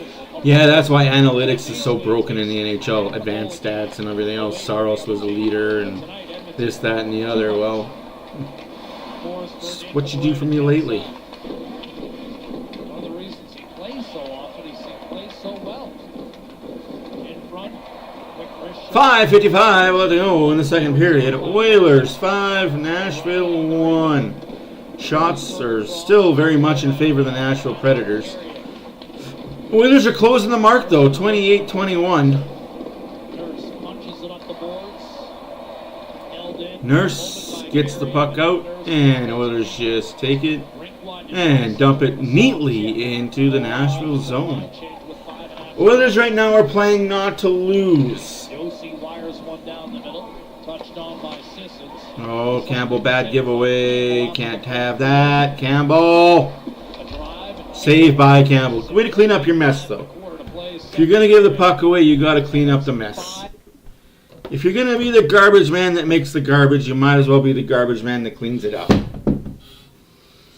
5:15 left to go in the second period. My name is Matt for Oilers After Dark. Don't forget to subscribe and hit that bell notification. It lets you know when we go live. Also when we upload videos. We do have a post-game reaction every game day.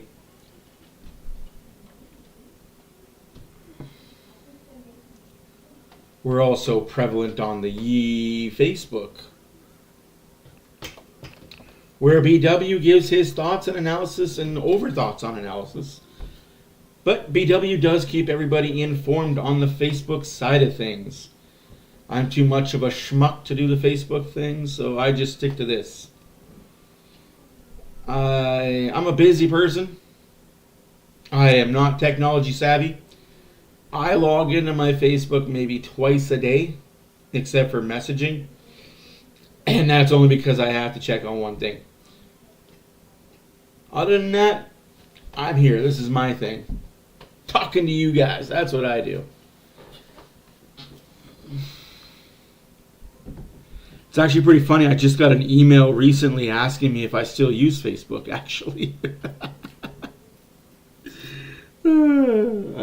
It's not even a joke. I literally just got an email yesterday from Facebook asking me if I still use Facebook. Yeah? I just don't upload and comment on things very often.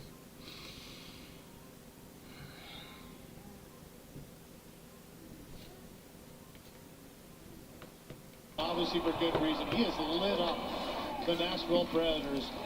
And as of late, 24 goals now against this team with 2 tonight. And he has feasted from different areas all over. So can we play Nashville every night for Draisaitl's sake?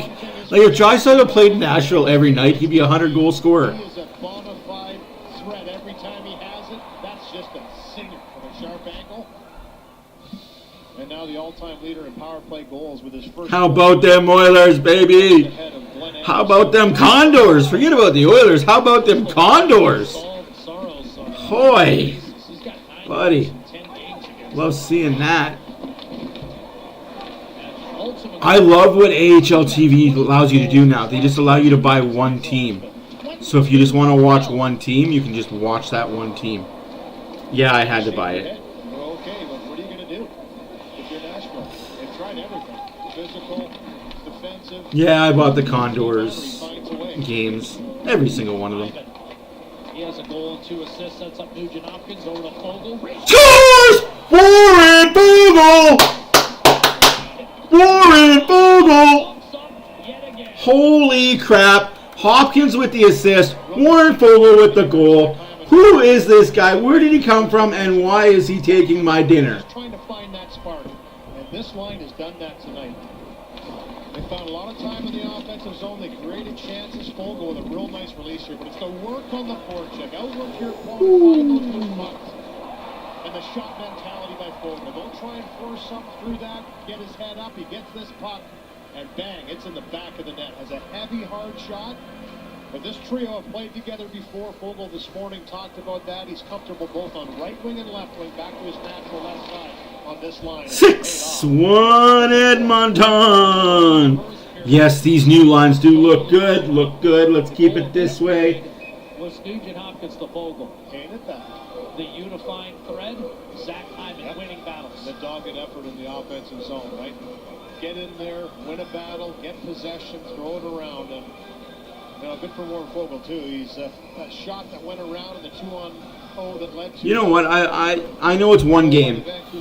The Oilers are up 6-1. There's 4:17 left to go in the second period. But let's be honest. Like I like these lines, and I think these lineups work. Yes, you have overloaded the first line with McDavid and Draisaitl. Yes, that is a potent dot. That leads the rest of the team to have to play tougher minutes. But I love Fogle, Hyman, and Hawkins. I'm not a big fan of Fogle, I'll be honest with you. I was sketch, but it's working. I don't like that Brown's been put down, but hey, man, maybe that's till he gets his legs under him. He is coming back from an injury, right? Like, we got to think about that. Who's your picks top 5 goal scorers this year? Top 5? Draisaitl, Matthews, Pasternak, and Stamkos. Yes, sorry Ovi fans, but Ovi will not be good this year. Bedard won't be much this year either. I hate saying Matthews, but when you take 200 shots a year, you're going to score 50, 60. CC has the puck and trouble behind the net. Nashville hemming the Oilers in the zone right now. But everything's set perimeter outside non-dangerous zones.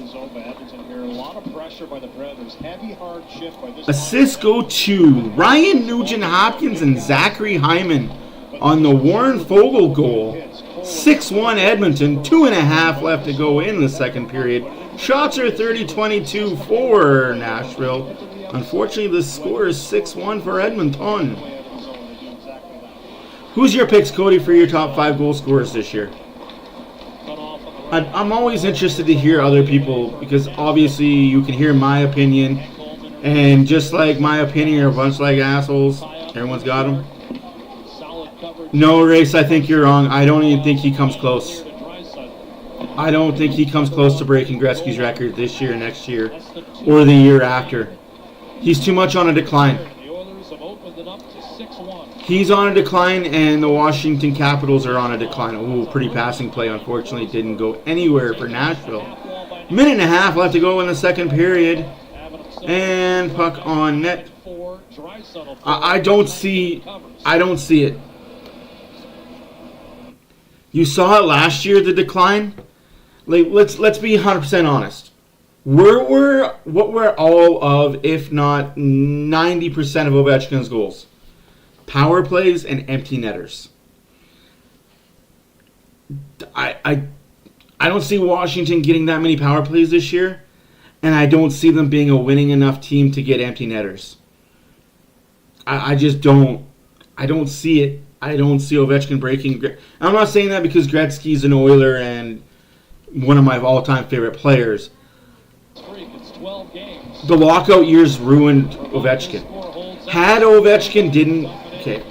Ovechkin not dealt with 2 lockouts, Gretzky's record would have been broken a long time ago. And I'm saying that because that was in Ovechkin's prime. Both lockouts happened in Ovechkin's prime. You got to think about that.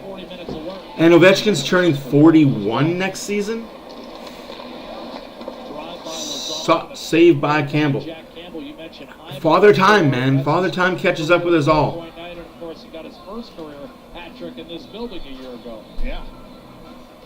Now, unless he's just going to play until he breaks the record, I don't want to see Ovi become Michael Jordan. If you know anything about Michael Jordan, he came back after retiring with Chicago to play with the Washington Wizards. Yes, the Washington Wizards, they were a real team. The Washington Bullets. Yeah, no, exactly. That's exactly it. Yeah, you're right there, Racy. I forgot about the 2 shortened seasons. 1 minute left to go in the second period. 1 minute remaining in the second period.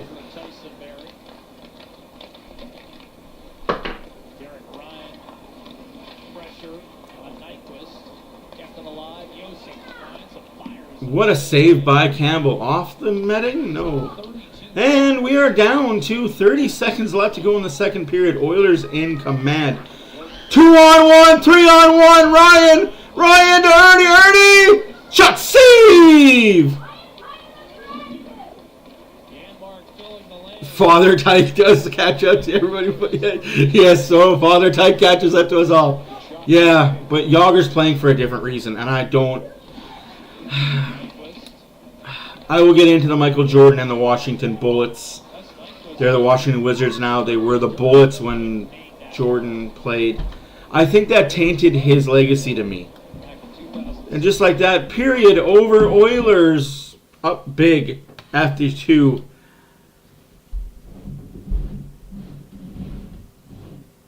You don't need to be active, BW. I got them. You just need to do your thing, and I will interact with the peoples.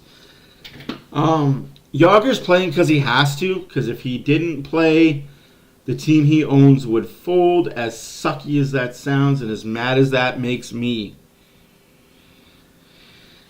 It's the way it goes, I guess.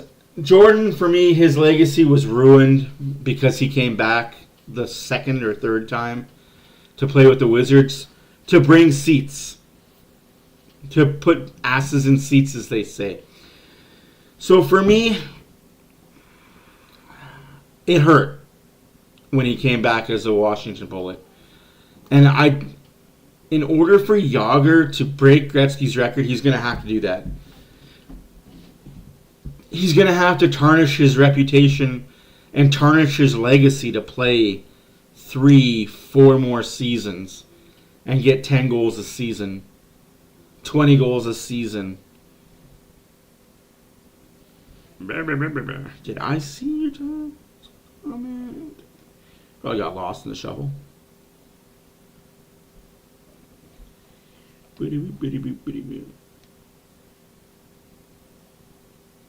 No, I did not see your top goal scorers comment, Cody. It did not make it onto the list of things. But you can resend it for sure. It didn't show. I don't think it's sent. Otherwise, I would have commented about it. Honestly, I don't want Ovechkin's reputation to be tarnished because he wants to score goals.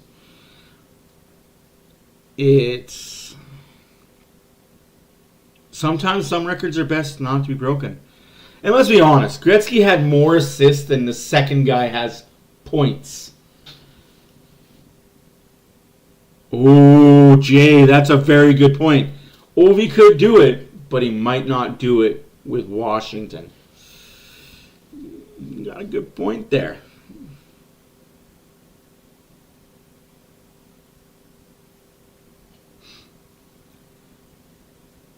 Put me with McDavid, I'll put up 200 goals. If only it was that easy to play with superstars like McDavid. Like, I say that, but, oh, man, it's got to be tough playing with a guy that can do everything. Because you have to have speed to keep up with him. And you have to have hockey knowledge to score. But I will be right back, guys. I'm going to grab a quick bite to eat. Enjoy the second intermission. Oilers 6, Nashville 1 after 2. Should be a good one. I will be back.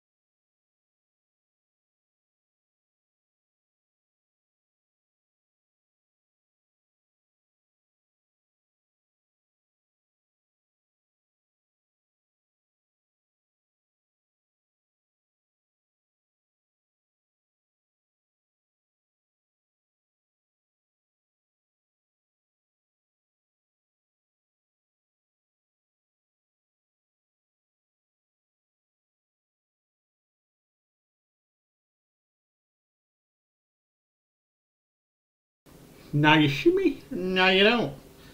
Oh boy, it is hot in my house. It does feel like winter is coming though, which is good. Because backdoor ice, outdoor rinks. Oh, my backyard is going to be nice.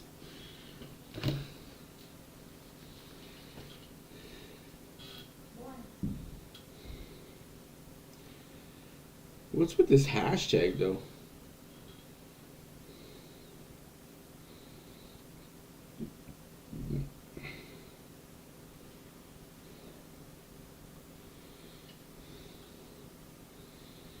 Ooh. Hopefully Velarde is okay. The Winnipeg Jets forward.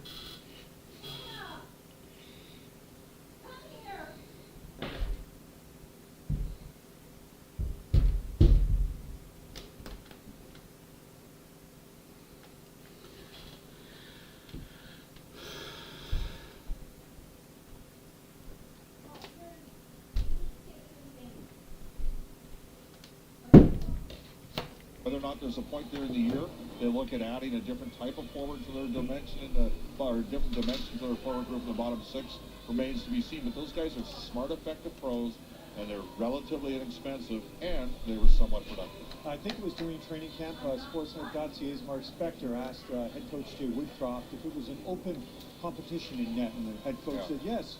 It is. What do you think of the way Jack Campbell has, I don't know if it's rebounded, but it just feels like he's really enjoying being back in net and having that kind of success? You know, I'll leave it to a guy like Ryan Nugent-Hopkins. We had him on during our intermission in the first, and the Oilers are 4-0, and before he wanted to talk about the goals, he wanted to talk about how Jack settled the team down over the game. This gave the team some stops. Everybody watching right now knows this. If your goaltender stops the puck, it greatly enhances your chances to win. And, you know, the team came in with a 750 save percentage through the first. Campbell's looked good, folks. Campbell has looked good tonight. A very good start. Therapy helps. Whether it's personal therapy, sports therapy, physiotherapy, mental therapy, therapy helps. Always talk to people. The Oilers were seriously outmanned in terms of NHL players that they were going up against, especially in Calgary and in Seattle. So solid start tonight from Jack, and that's a big part of the equation as to why the Oilers are having some success in this game. Soup's definitely on. Thanks very much. Back to Soup's Cam Moon on the Oilers Radio Network. On the way, Jack and Louie as the Oilers. Hey, it's Slim Shady from 8 Mile. Into the win column, up by 5 through 2 periods of play. NHLshop.ca. I guess I should turn it to another hockey game since there are like 5 hockey games on right now. Shop now and get today's special offer. Philadelphia 3, Arizona nothing for those of you that are watching the baseball game. We're going to check his glove down in the corner by Chernak. 2.5 minutes left to go in the third period. Buffalo 2, Tampa 1. Shots are 29-20 in favor of the Buffalo Sabres. Woo! Yeah, Lightning need Vasi back. I think the Atlantic can take advantage of Tampa not having Vasilevsky. Who knew that one goalie would be that much of a miss? Oy. I mean, let's be honest. We all wish we had a Vasilevsky on our team. Workhorse you could put out for 60 to 70 games a year and he'd win 95% of them.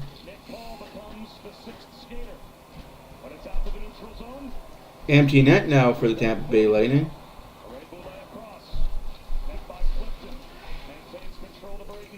See, I don't just talk about Oilers stuff. I know things. Hedman. Oh, I thought that went in. Off the post. Kucherov stands in his favorite location. Looked like there was a little bit of room there, too, for Kucherov. I think this ends up going off the side of the net. As Levi tries to work his way over, you can see he's trying to look through the screen. That one goes off the side of the net, but Levi was there. Ooh, excuse me. Kucherov fires this one off the side of the net. Levi slides across. Face-off stays to the side. Face-off won by Krebs. Middle sky. Well, that game's about to start too. The Carolina Hurricanes the San Jose Sharks.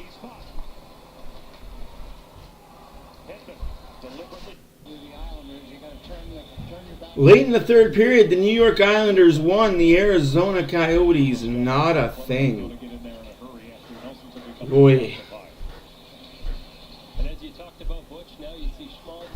Yeah, Draisaitl definitely has turned it on in his last 20-something games against this Nashville Predator team. Good to see, good to see.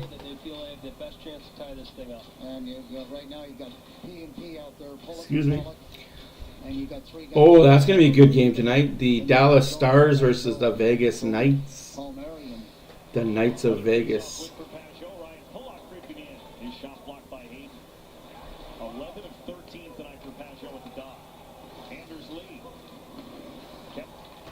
They're underway in the third period in Winnipeg. Scores 2-0 LA. LA. FLA. If it rolls, it'll be an icing, and it does, and it is. They still do the scoring with? Nashville at the Bridgestone Arena. Oh, Gene, you're making me... It's live TV, folks. Gene Principe dropped his dog. I'm definitely not a wiener. It just fell to the floor. Anyway, they have 11. Oh, you dropped your dog. That's good stuff. To add to the menu, and includes all these. You got to get a napkin. Yeah, just wipe it down. Wipe it down. Give it to me. Yeah. So there's a look at the 11 hot dogs. You just use my script to clean it off a little bit, and I got to try this hot dog. It is the Edmonton hot dog. It's been cleaned up. I promise. I promise. So there's cheese curds, gravy, and fries. Well, that's good. I like yeah, it. Renegade. Dallas is a team that scares me a little bit too. That's actually quite impressive. If we've got Draisaitl healthy, Let's go upstairs. McDavid healthy, These two guys. Kane healthy, Ekholm healthy, Nurse healthy, Bouchard healthy, I think if we have a healthy lineup going into the playoffs, we're gonna be a team that's gonna be messed with. We weren't healthy going into 2 seasons ago. We sure as hell were not healthy going in last season. I don't know if anybody can make a hot dog that dropped on the ground. Nobody's healthy going into the playoffs, but we seem to be hurt. Nice job, but I'm not sure the 5-second rule applies when you're... Here we are, underway in the third period. Oilers 6, Nashville 1. Bring that for the Flyers game on Thursday as Jack Campbell... Big save by Jackery Campbell. With a save on Alex Carey, a 23-second save. Campbell has 33 stops tonight, and the Oilers lead it 6-1. Yeah, he's looked really sharp and confident between the pipes, and you know, for Jay Woodcroft and their team, excuse me, each period coming into this excuse me. The Predators had it's been a day. The better chances and really pushed their Stuart Skinner backing up on the bench, and maybe he wants to see them control this game a little more in this third period. I agree. They're not going to go away. They're going to continue to push. Oh, Fogle off the post. Ting! Off the post. Otherwise, that might have been in for his second goal and fourth point of the inning. Mentioned Jay Woodcroft. What a job shaking up the lines. Offside Nashville. And yes, 2 more power plays. Yeah, I don't know what Colorado's going to be. I'm going to be completely honest with you. I honestly believe that Colorado is 1 injury away from being a bottom 6 team. But a decisive performance tonight, helped out by Jack Campbell again. It hasn't been perfect. Yeah. And that's what I mean. I'm talking about control. That team runs through Makar. If Makar's hurt, that team's done. They don't have goaltending that I'm scared of. They honestly don't have the forwards I'm worried about. It's Cale Makar. It's one player that seems to be getting way too much attention. I mean, I'm going to be completely honest with you, though. Had they called offsides when it was clearly offsides, that was a different series. Oilers win that series. Yeah, it's interesting. I mean, Fogle listed as a left winger tonight, but his goal came from the right circle, and that shot came, as you said, barreling down the right wing. Broberg knocks one off the glass. Ernie in hot But you got to make your own breaks, right? Players get enough credit for that play on both sides. And that's what the Oilers are doing tonight. They're making their own breaks. They're definitely capitalizing on the chances and opportunities. Shots are 25-34 for Nashville. But the score is 6-1 Edmonton. I have Dallas winning the Central Division. To be completely honest, I have Dallas, Nashville, Winnipeg making it out of Central Division with Minnesota. Those 4 teams. Before the season started, I had those 4 teams making it out of the Central. I have the Oilers, the Kings, the Kraken, and the Canucks winning in the Pacific Division. But yeah, it's some guys can do it, some guys can't. Yeah, I know, Matt. What do you mean, no Vegas, no Colorado? What drugs are you on? Naturally used to looking up to the right if you're a left winger. Guess we'll see come at game 82. Put you in some tough spots. Just a bit outside. Nashville has control of the play again.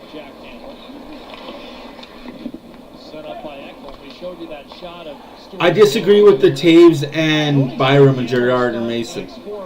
I think if you take out Makar, like don't take him out, but if Makar goes down, that team isn't as good.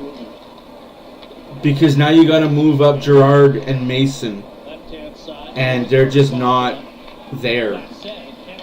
It's such a drop off because Makar plays 35 minutes a night. Ooh, what a shot. But I understand your theory, and I understand why you say that. But because Makar plays 35 minutes a night, him and Taves play so much a night.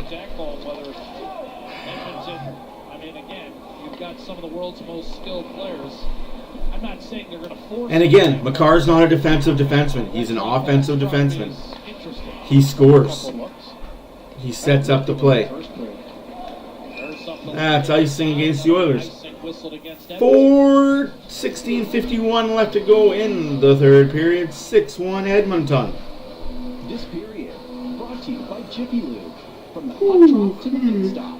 Jiffy Lube, keeping you moving. That's how boring this game is, kind of, that we're talking about the Colorado Avalanche. And a potential second round matchup against them.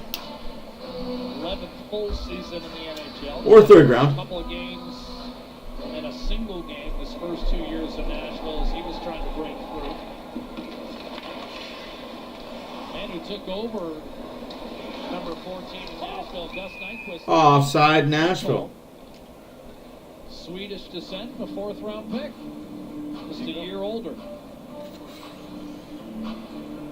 It's been good for the Swedes. Take it over, and he had a visit with everybody on the ice this morning. I know Gene showed that and talked about that earlier in the telecast, and I know the team is rooting for him too. And anytime you have a veteran player that's come on board like Matthias Ekholm has in Edmonton, a lot of respect amongst his peers on both of these teams. But for Edmonton, more importantly, they wanted to come out tonight and make sure they had a good performance. That was a smart play by Campbell. Defenseman to come in and show that it was a good move bringing him on board and make him feel pretty good about his first game as a visitor in this building. And they also wanted to win. I mean, you and I felt that urgency from Jay Woodcroft kind of in an informal chat. He was saying, I don't care that it's just 2 games in. We need to win. Walking in, Evangelista. Drag move. Good play by Broberg. What a play by Broberg. Don't attack, just let the guy come to you. He's had some great chances. Nice play by Broberg. But every single game this year, he's created chances just like that with that poise. Yes, because he's smart with speed. But again, I don't like the defensemen that we have now in the NHL. Not enough defensive side. For me personally. Good hit there, though. Holloway has the puck. Looking for Brown in front. Just tipped wide. Nurse has it. Nurse puts it down low. Brown gives it to McLeod. Back to Nurse. Nurse shot. Save. Rebound. Holloway digging. What a digger. No, I agree. Makar can skate, and he can skate with the best of them. I 100% agree with that. With customizable designs by Coventry Homes, the official builder of the Edmonton Oilers. like some of the work this line has done too. Connor Brown on the right side. Yeah, Campbell's been pretty damn good tonight. McLeod just digging away, not having to be physical. Hey, Ross. It's going. Enjoying a 6-1 third period lead. 15-12 left to go in it. Shots are 35-27 for Nashville. The elevation of Fogle and the Oilers are 2 for 2 on the power play. Nashville's 1 for 3. have a chance to kind of go out there and find their way, and they've done some nice. Campbell has kept the Oilers up and in this game the entire time. The game could have been 2-2 or 3-1. Taken by Barry. Hop by Sherwood to center. Nugent Hopkins to Hyde. Takes a little shot. Lazon. Excuse me, man. Played up the middle beyond the reach of Trent. And now Brober will wire one up to Fogle. Did he get a touch on That's not icing. Okay. Hyman almost nullified that ice, and he thought he got there. Threw that whistle down a little quick. How many points do I see Holloway getting this year? Conversation with the linesman down the ice, but Low end, 10. High end, 25. Great night for Zach Hyman. That man, Jay Woodcroft. Again, if he bumps up to the top 6, high end 25. Stays on the third and fourth line, he'll get 10. He needs to. The Oilers' depth needs to get points this year. I'm talking third and fourth line. The third and fourth lines need to put up some points. Like they need to get 50 goals combined this year, the third and fourth line. Behind Parsonen, but he was denied by Kulak and Draisaitl. Ooh, that's high. Scoreboard back to center. Fabro. O'Reilly. You'll see him blast. And that is short side. Parsonen. What a save by Campbell, sprawling out. Huge save by Campbell. Soup is on. We are having Campbell's chicken noodle soup tonight. What a save. What a save. What a save.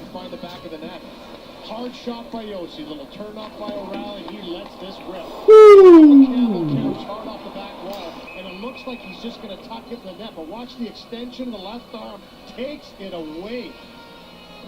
Right in the blue paint. That was 3 jabs at him. Unbelievable. And it right there. Yeah, it came back loose again. And Jesus. 6'3", he's got that range. He's got that reach, and he looked like he thought he had an easy goal for his third of the season. Taken away. Gary off the draw, one by Nashville. Around the boards and sent back to him. He'll step up, checked by Kane. Shrugged that off, but then was erased by Ekholm. Bouchard to Draisaitl. Knew he had Kane sneaking behind. But That's way offside. Don't point. Yep, point to the defensive side. Yep. 6 1/4 gone by here in the third period. 6-1. A lot of talk about the offense tonight. But Jack Campbell, stellar in Smashville. Oh, Renegade. Renegade. Don't put me in that spot to hate people. You put me in a spot where if I say no, he won't get traded, but he ends his season as a free agent and doesn't re-sign in Edmonton, goes to a different team. We lost a really good player for nothing. And if I say yes, he does get traded for assets and to help the team out.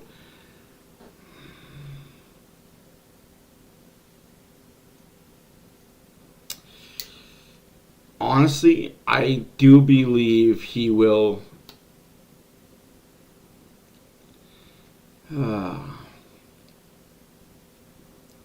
I think Lavoie come trade deadline will be traded for an asset that'll help the Oilers defensively. Just because I don't know if he'll crack the top 6 in Edmonton. And Lavoie is a top 6 forward on any NHL team if he's going to play in the NHL. You can't put Lavoie in the bottom 6.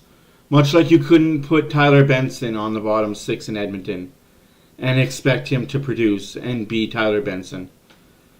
Thus, Benson is in Vegas' AHL team. Chris, go press go.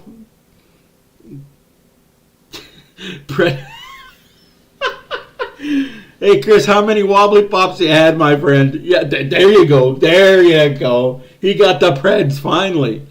Wow, this guy. No, he's an Islander fan. This mofo's an Islander fan. Did they get their shutout? What a play by McDavid, though. I'm a troll. Yeah, we know you're a troll. You live under the Long Island Bridge. I say the Brooklyn Bridge, but you're not quite that good.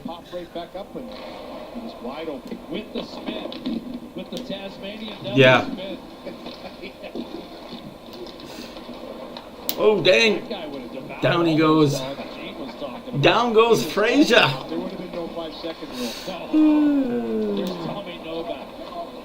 Yeah, 14 save. Yeah.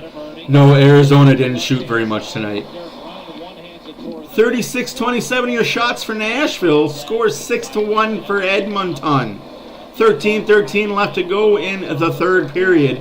Oilers are 2 for 2 on the power play. Nashville's 1 for 3. Sorrow started the game, was pulled after the first period when the Oilers were up 4. Bengal. It is now Kevin Lettinen in net, and that's a trip. Not going to get called, but it's okay. We don't need another power play.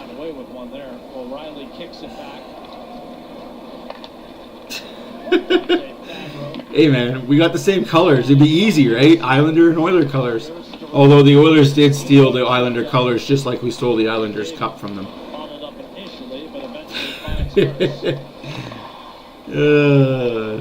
You can thank the New York Islanders for what Wayne Gretzky did to the New York Islanders in the 80s.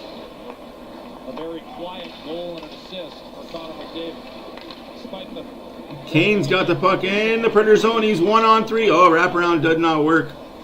McDavid back to Ceci. Ceci puts it behind the net for Draisaitl. Draisaitl front grenade. Ooh, just a bit outside.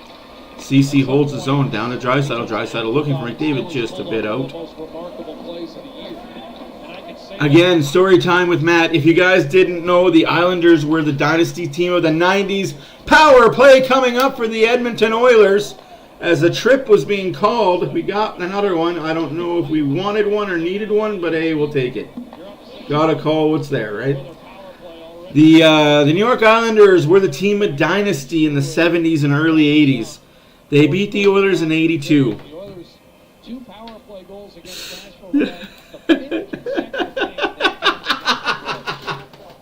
Hey, don't take your anger out on her.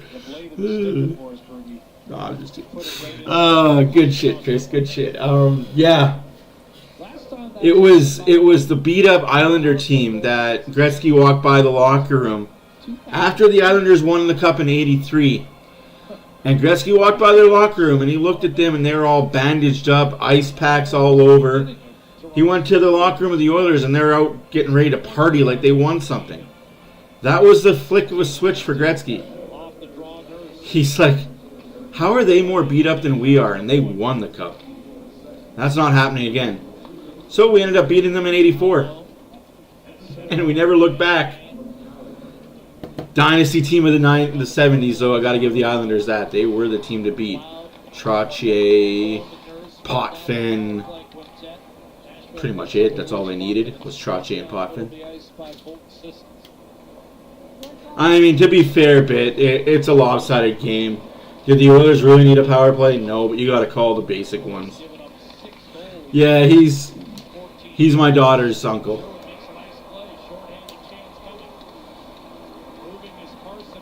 It's crazy how they used to have dynasties like mad.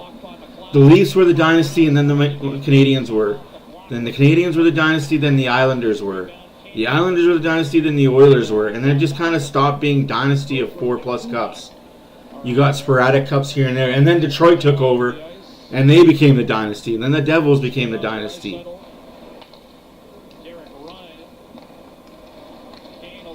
But yeah, it used to be nothing but dynasties back in the early days of NHL. 42 seconds left to go in the power play. 10 minutes left to go in the third period. 6-1 Oilers. They're not really pushing or pressing to get a power play goal. They don't really need it. As you can tell by Ernie, Derek Ryan, Draisaitl, Kulak, and Broberg being on the power play, I mean, that's a mixed match. Shot off the post by Kulak. Just as I say, they're not trying to get one. Kulak's like, hold my beer. I want this goal. I want in on this action. Draisaitl, 10 seconds left to go on the power play. DFC Doodle, how's your mother? Gives it to Broberg. Broberg could really use a goal right now. Broberg to Kulak. Kulak holds on. Oh, I thought that went in. Man, these guys for fourth line grinders are doing the work. Just like that, 9.5 minutes left to go in the third period. Shots are 36-28 for the Nashville Predators. 6-1 is your score. Save number 36, /3 to Hyman against Yossi. Tried to center, and that was broken up by Fabro, but now... Yeah, that's true. That's pretty sad that the Leafs are the only team that hasn't won a cup since the original 6 days. Really done the work too. Fogel in front. Another shot. Hyman to Fogel. Fogel to Hopkins. Hopkins to Hyman. Just over top his stick. Kept in by Nurse. Nurse down low to Hopkins. Hopkins around the rim. To CC. CC to Hyman and Hopkins. Hopkins trying to look for Fogel. Oh, there we go. Hopkins has a puck again. No. Man, this second line is buzzing tonight. I like it. I'd almost make this line better than the Draisaitl McDavid line. I mean, they're playing against a little bit of weaker competition. But this is why... Oh, easy there, Gunner. Other way. Don't shoot on your own goalie. You weren't ready for that.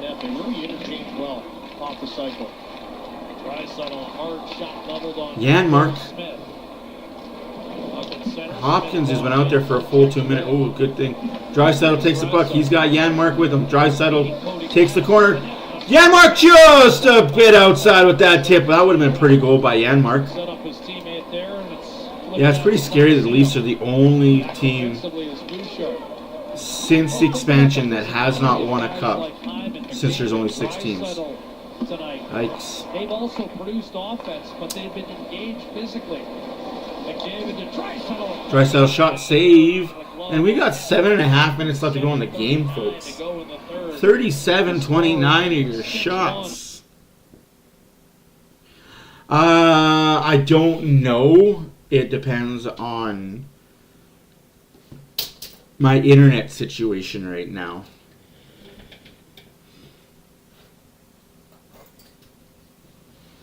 I will try and be on. But I've got a post-game video to do too, so we'll see. I can't make any promises. Oy, oy, oy. It's been a day, man. I might just go upstairs, have sleep, and have a nap on the couch.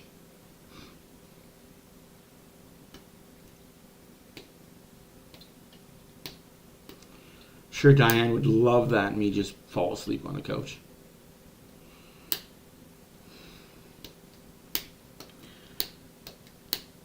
Do you want to play some club tonight there, Chris? Get your club going. Rank your club up.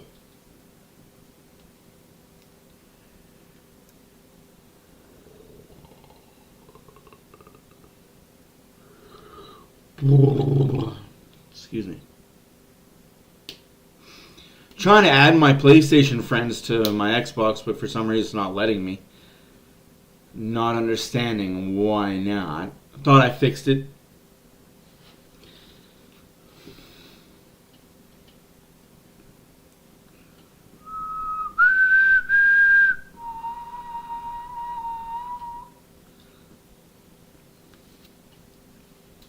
By James H. Brown, accident injury lawyers, the heavy hitters in injury law. Well, it's Connor McDavid as well, had to play in the game, and then early in this game set the physical tone with a nice shoulder to chest. You don't want to play me at Hut. What are you, like 0-5 now? I don't think Carson expect him to hit him that hard, but the core and lower body strength extend on that hit for McDavid. He's been pretty physical early in this season. That'd be cool, BW, if you could. That'd be awesome, dude. What is he, like 5th on the team in points tonight? Here, sure. Kane is looking good. 2-on-1. Save by Campbell, poked away by Kulak. Big save by Campbell there. Again, another save by Campbell. He's looking at a 40 save night tonight. I like to see that. 7 minutes to go in the third period. 6-1 Edmonton, 39-29 are your shots for the Nashville Predators. Stripped by Holloway. Connor Brown left wing. Connor Brown saved by Lennon. Extra shot there by Sherwood and some words. You like the way Kulak plays this one? Absolutely. You know what? Just the last-ditch effort to get there. No, I like that play by Kulak. Yeah, we don't talk about Hut Acres. It's kind of a 2-on-1 that develops. You've got a hard backtracker coming back. Yeah, Campbell's my first star. Campbell, Draisaitl, and then Hopkins or Hyman. I'll share the third star with Hopkins and Hyman. Both of them have 4-point nights. That was a sticker. I think they're going to call it a follow-through. Follow-through on a puck being near the face? Sure, tough guy. Follow-through. Dug it out for him. Ryan to Janmark, and that one rocking. Janmark using his pitching wedge and puts it into the stands. Stick up in. The girl from Shawinigan gets a free puck. I didn't think it was a follow-through. We didn't get the backside of that play. The puck pops up. He's trying to play it. Watch this. It kind of pops up in the air and then he smacks. I mean, that's above his shoulders. I mean, anytime your stick's up in the face area of a player, I'm sorry, I don't care if it's a follow-through. That's a high stick and a half, kid. I don't think it is because he whacks it off the boards, then he tries to play the puck. If you're trying to play it and you're not finishing a shot, second attempt. It's a second Pick attempt. up, Jeff. Pick up. Yeah, that absolutely should have been a high stick. Hey, that's a good band. Trick Pony? That is a good band. If you don't know who Trick Pony is, you've been living under a rock your entire life. Or you're too young to know who Trick Pony is.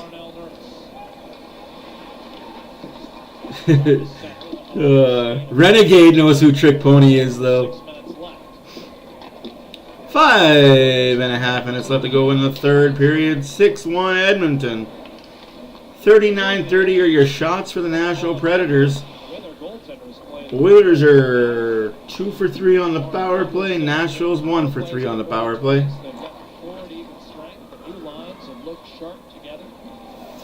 Yeah, different systems. Absolutely. No, I know, Jay, different systems. They're allowing you to add PlayStation. If you know what the EA ID is, you can add somebody who's on the PlayStation 5 if you have the Xbox X or PlayStation 4 and just the normal Xbox One. Big save by Campbell. That's why I keep asking everybody what their EA ID is. What is your EA ID? Mine's really simple. Mine's really stupid. It's just my name. I know I'm original. I've had my Xbox for 16 years. Shoot me. I've had my Xbox account longer than I've had my email address. Mom, how's your save percentage? Only the best deals get into our cards. Yeah, that's why I like NHL this year. Is they've actually allowed you to play club with PlayStation guys this year. Last year was just EA SHL and hope you got into a game with your friends. Now you can actually add them to your club and they can be part of your experience. You just got to know what club you're looking for and what region you're looking for in that club, and they can add you.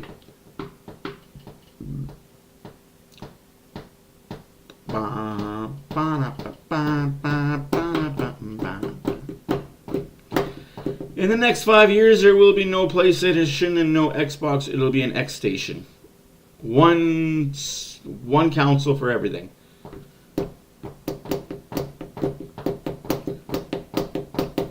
If we're all still alive then.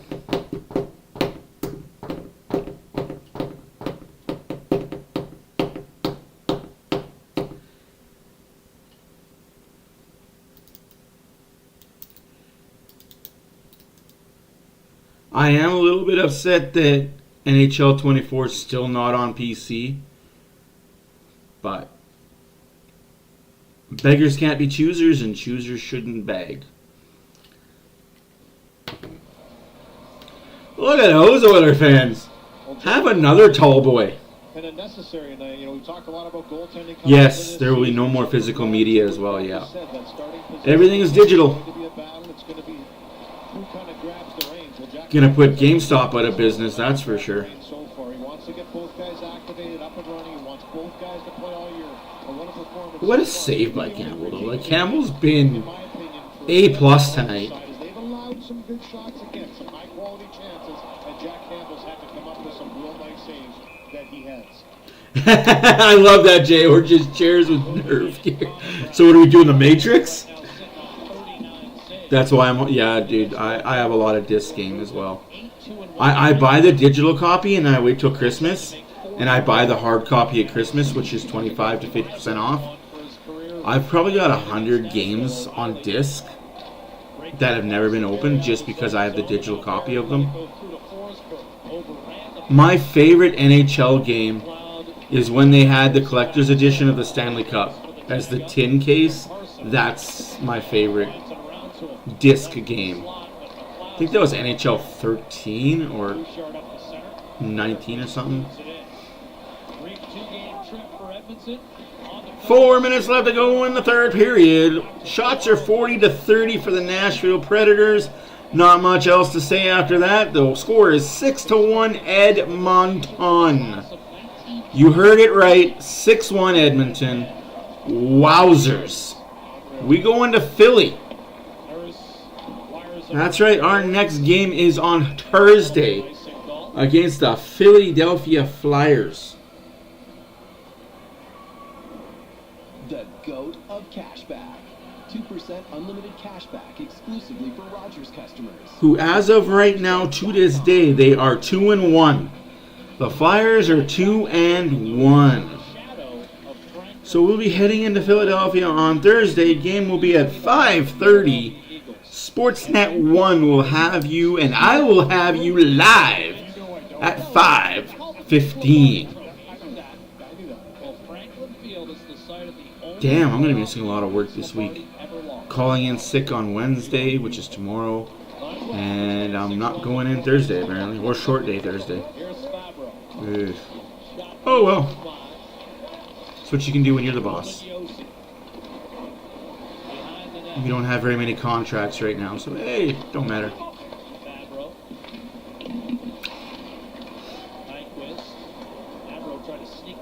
No, I agree with you. This is huge. This is huge for Campbell's confidence. 6-1.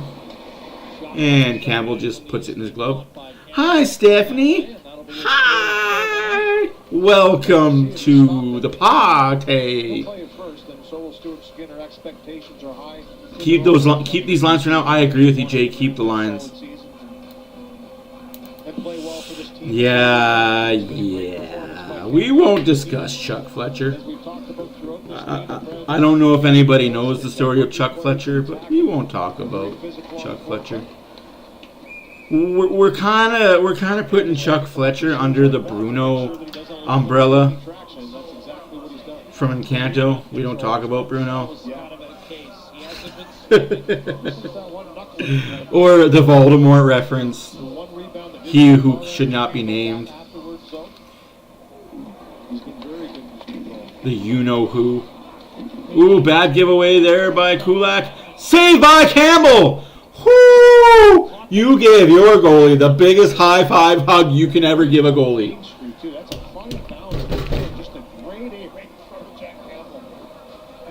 I agree, Renegade. I think it would be smart to give them 50-50.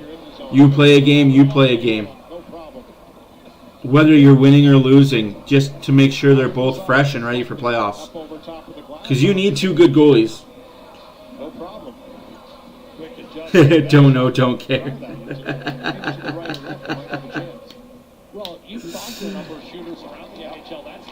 Hey, it's okay. You can listen. Enjoy the hot tub. It's about hot tub season. It's one thing I really wish I invested in was hot tubs.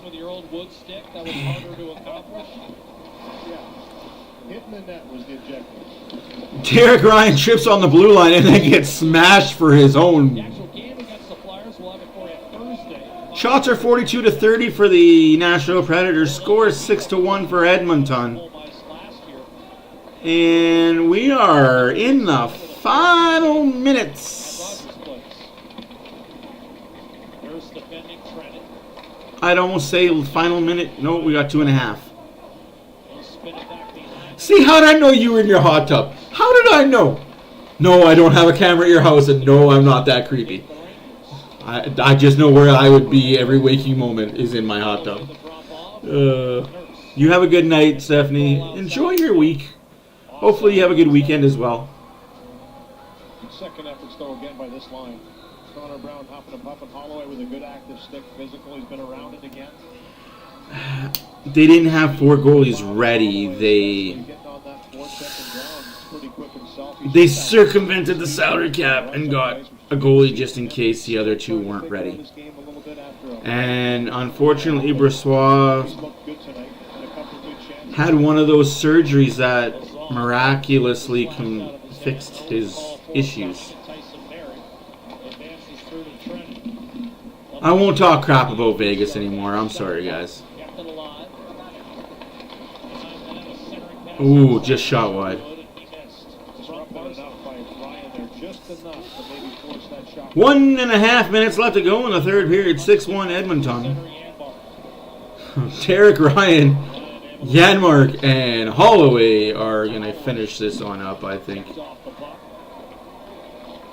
You're not going to see any more McDavid, Draisaitl, Kane, Hopkins, Hyman, Fogle.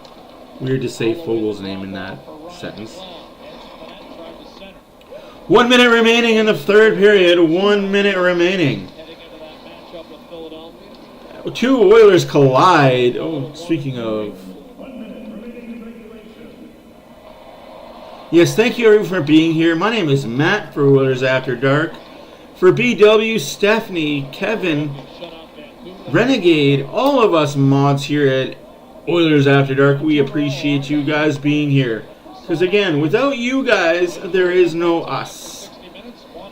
Please don't forget to comment and like the page. It helps out with the algorithms of things.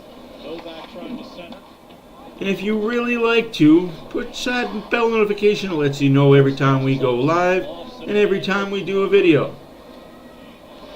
Have a good night, Renegade. Let's go, Oilers. 41 saves for Jack Campbell. 10 seconds. 9s, 8s, 7s, 6s, 5s, 4s, 3s, 2s, and 1s. Game over. Oilers win. Oilers win. I've been waiting all season to say that. I know it's only 3 games. But hey, an Oilers win is always good. And for that, you get one of these.